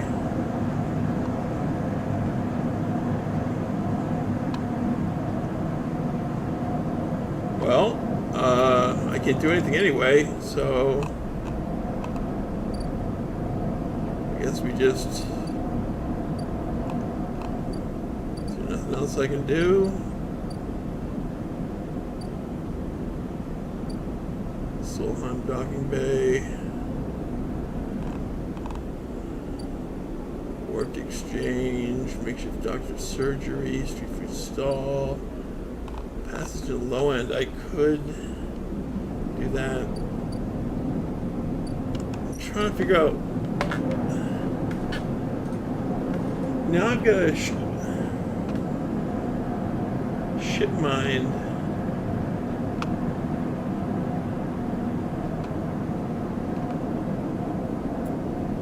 Well, I can't do much with one ship mine fragment anyway, so who cares?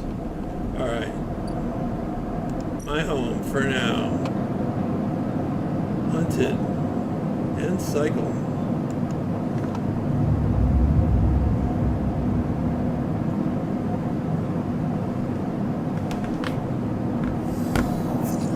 Whew. Uh-oh. I'm starting to get hunted. I'm starting to get nervous. Oh, nice roll, though. I got 4, 5, 5, and a 6. I doubt I can get much data with those sorts of rolls, though, but we'll see what we can do. Alright. So, with that, let's see how the clocks are going. So, one more, and something's going to happen here. The ambergris, we're doing pretty well with this.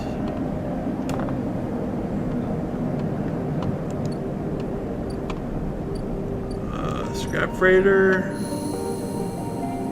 Ah, what's this now?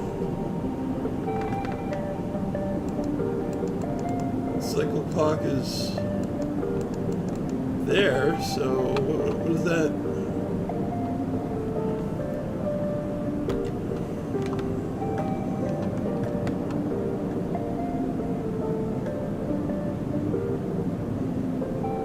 Freighter crew are willing to get the payload to the board exchange. Okay. Well, I'm not good with that, so whatever. I don't care. Ambergris.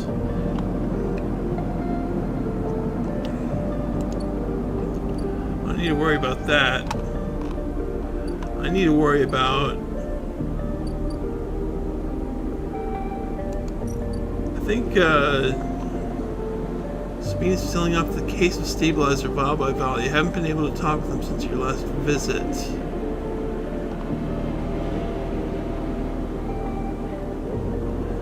Well,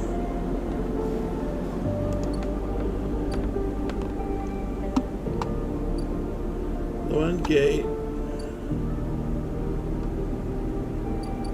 Wait, wasn't that up there before?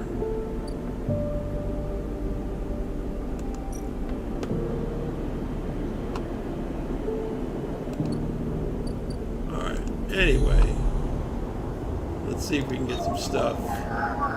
Yatagon agent, I don't need that. Habitage agent, I don't think I need that actually. Habitage agent, Keynote, no. Oh, Hunter Nest, I do need that.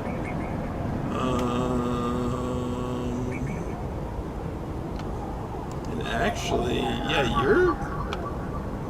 I already put that in there. So, the only thing I would like to do...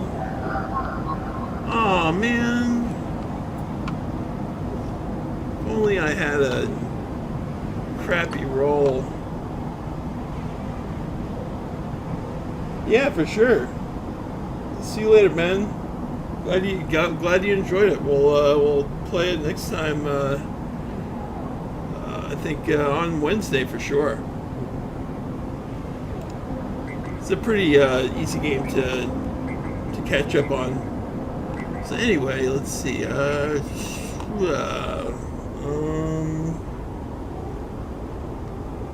what's this? Oh, right. Okay. All right. So I guess I'll just use these to help.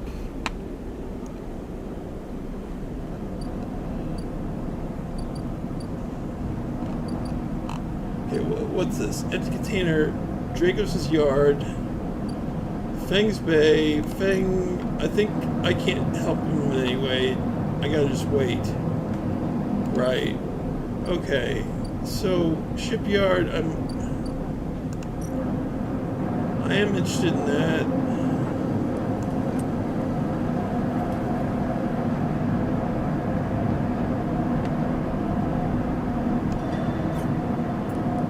I do want to start that. There we go.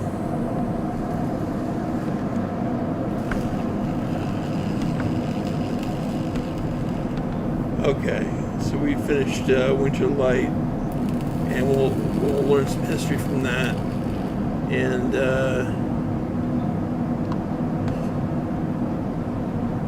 I'm thinking this is going to help Dragos as well, and it will help me get some cryo.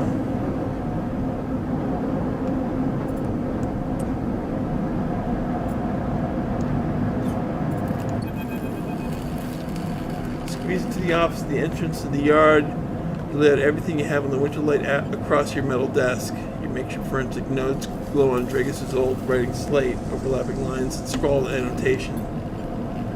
A set of drone scans fill the small terminal with a spectrum of colors, a heat map of damage and decay. A crumpled printout from this office's ship registry lies beside them, a synthetic paper so thin it is almost transparent. I want to look at all these.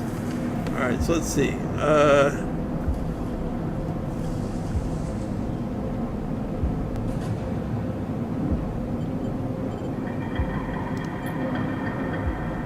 Reactor failure. That is the verdict that anyone would return with the curse glance at heat maps, spinning light. On the terminal screen, the ship is shown in section blotches of color, marking the approximate damage the ship sustained, dominating with a single blood red rose, radiating from the ship's fraction drive.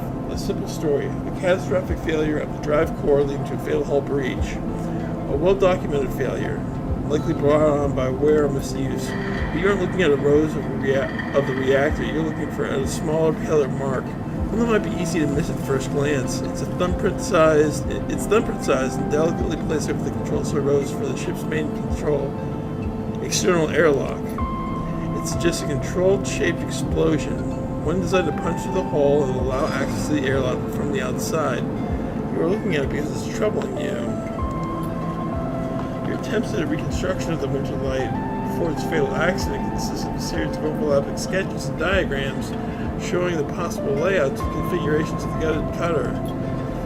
This was no off-the-shelf model. It was heavily modified, parts replaced with inventive configurations, the new retrofitted into the old, handmade joints and reconditioned filters. This was somebody's pride and joy, a lifetime project kept running with care and intuition.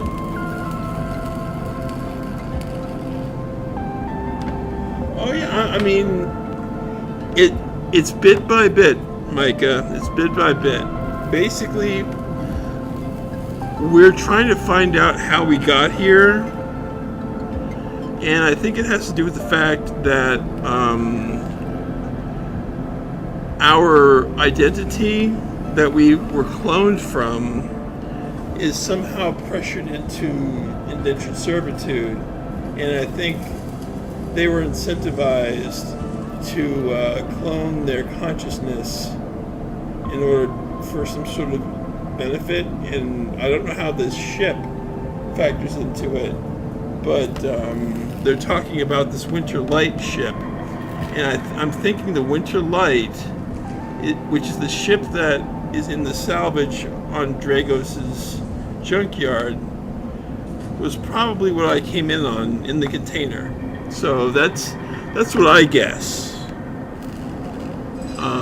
But yeah, at this point, your guess is as good as mine.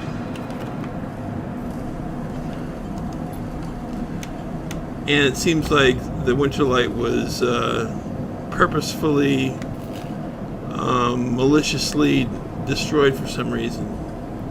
It also contained a set of hidden compartments. You missed them at first, where the hull had been thickened, but the corners are rounded to disguise the change. They're there. The plain list shows the registration history of the Winterlight. The gaps between the entries are tantalizingly opaque. Its first registration was a couple of thousand cycles ago on this very station, logged in the central hub. Here the registry tells of a story of a busy ship, one that rarely stayed on station for more than a few cycles, and often took on voyages that kept it away from the eye for up to 100 cycles. The Winterlight got little rest. An old ship, many cycles under its belt, carefully maintained. A reactor failure preceded by a carefully concealed external entry.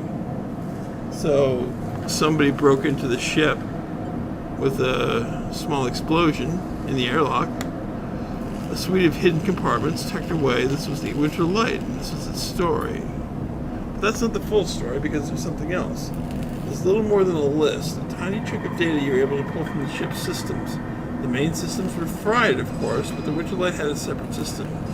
One tucked away in one of its hidden compartments, armored, air-walled.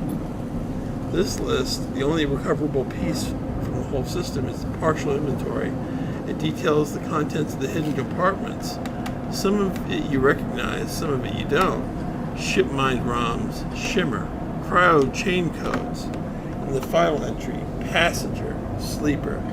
That would be me. You stare at the list on the terminal and try not to think about what it was like arriving here in the cold for so long, half frozen in the freight container. Had this sleeper been smarter, luckier? How would they convince the Winterlight, a smuggler's ship, if you ever saw one, to extract them from Essenarp? Luckier, you laugh. There had been no remains found on any of the Winterlight's compartments. You had checked. They weren't so lucky, you guess. Not in the end. You hold up a vial of stabilizer to the light. This is all you found in their compartment. A parting gift from Essenarp. Well, it won't go to waste now. You put it back in your pocket. The thought still bothers you, though. Two ships carrying sleepers coming into the same yard.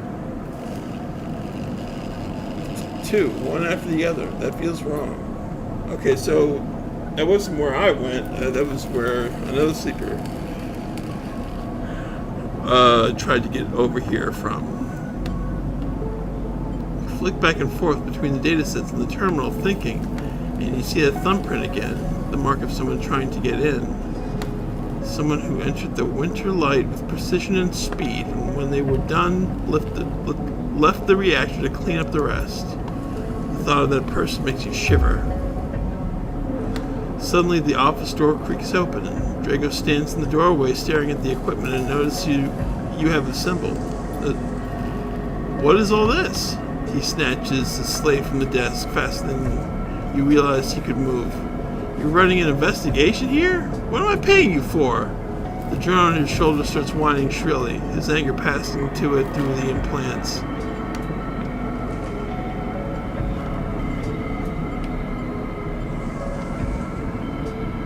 Oh, did he do this?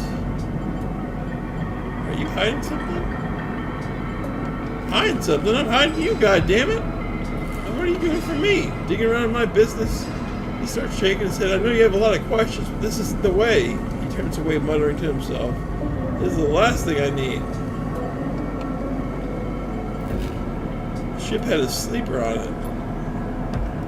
Dragos freezes, suddenly angry. What did you say? He pushes past you to look at the terminal at the list. He shakes his head. So what?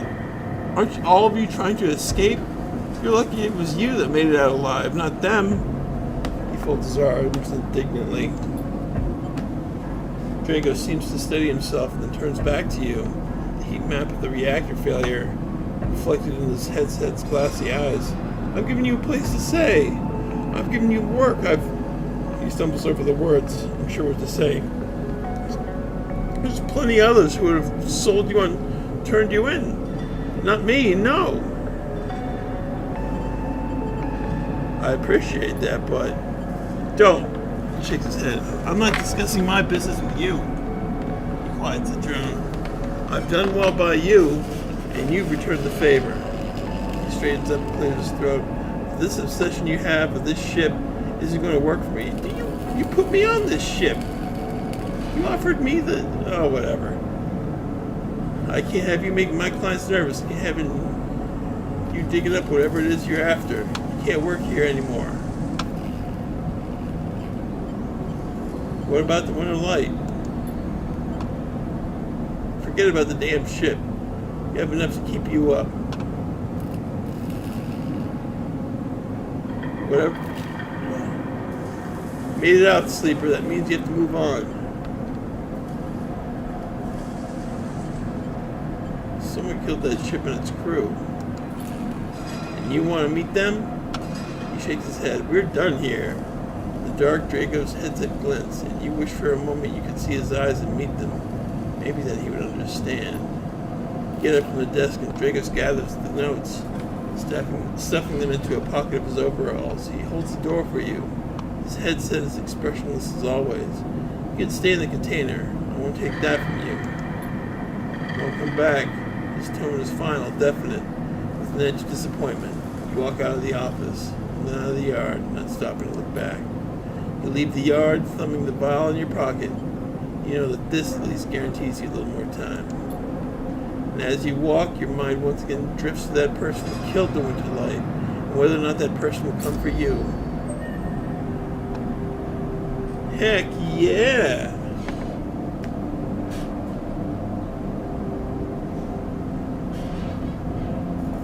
Hey Fagafon, how you doing?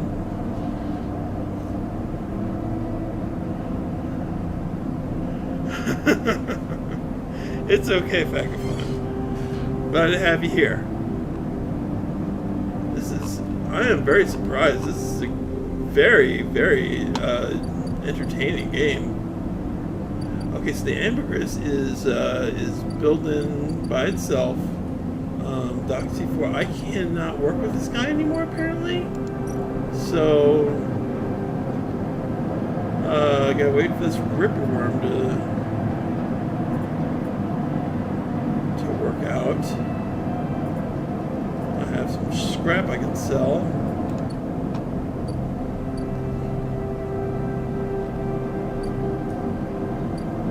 Empty container. Return to wood dock.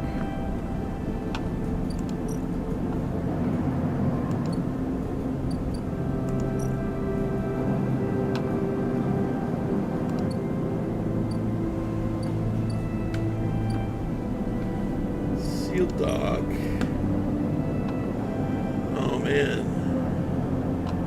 if I get that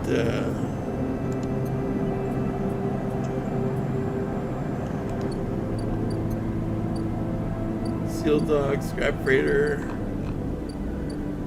board exchange, mean surgery, this is a stall, low end gate.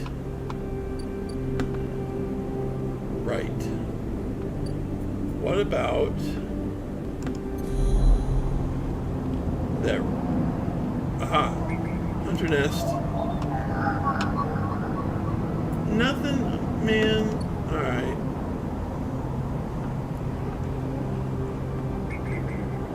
Well, I guess I'll have to...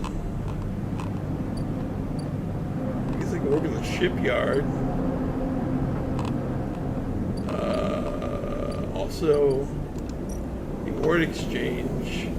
I'm a trusted trader almost.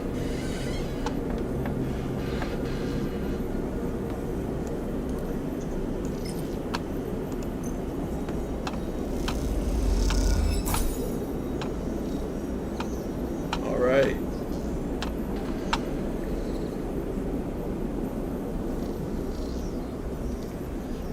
I could trade that.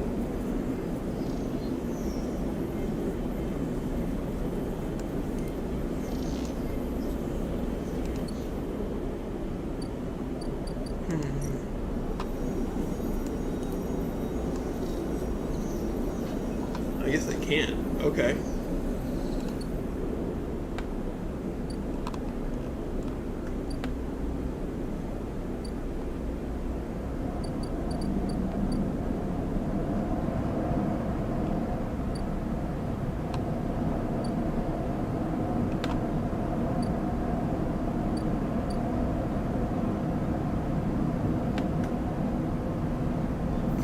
Bay. Gives me my help shipyard. I could probably use that there. The ambergris I don't need to do. Oh right, I can work for tips. Scrap freighter. Speed surgery or exchange and install. Okay. Yeah. Basically. Oh wait, can I search for scrap on the shipyard?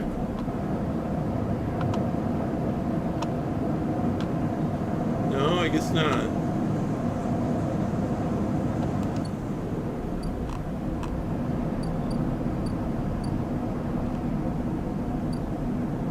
Alright, here is. Come on. No, or exchange, meat surgery. Work for tips.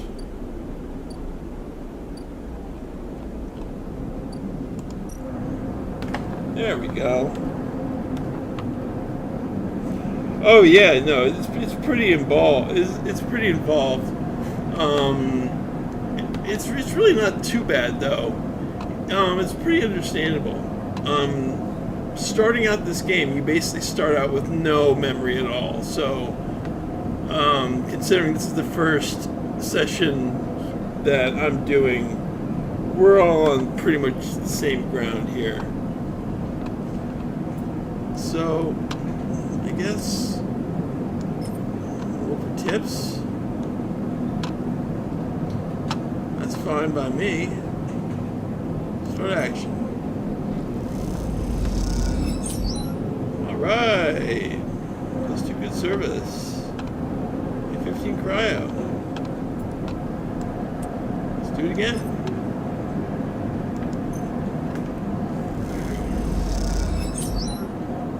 Nice.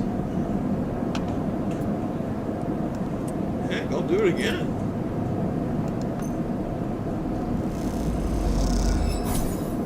Okay. That works. Buy some rations too.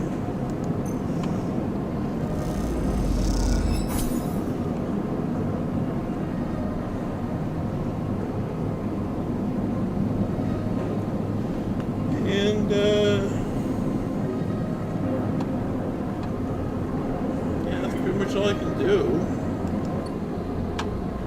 Oh yeah, that's right. I got upgrades available. Okay.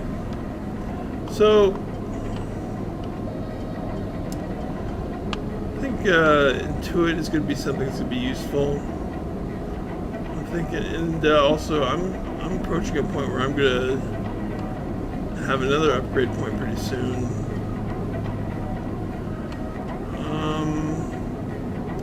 Let's see here. I think also working like these are chance to gain random scrap item or engineer actions. That might be useful too. But honestly, Intuit +1 is first thing. Absolutely. Okay.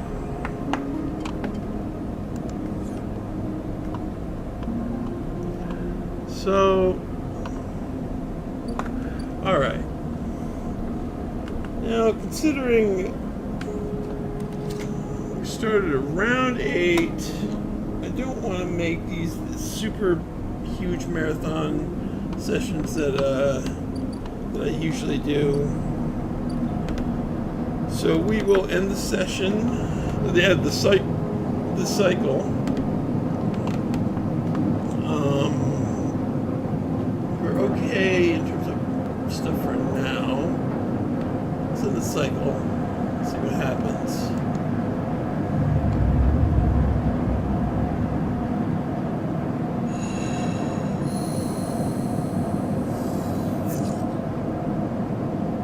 Nice.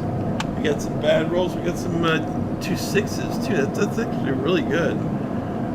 Someone out there's tracking me, and I got 2 turns to do something about it. So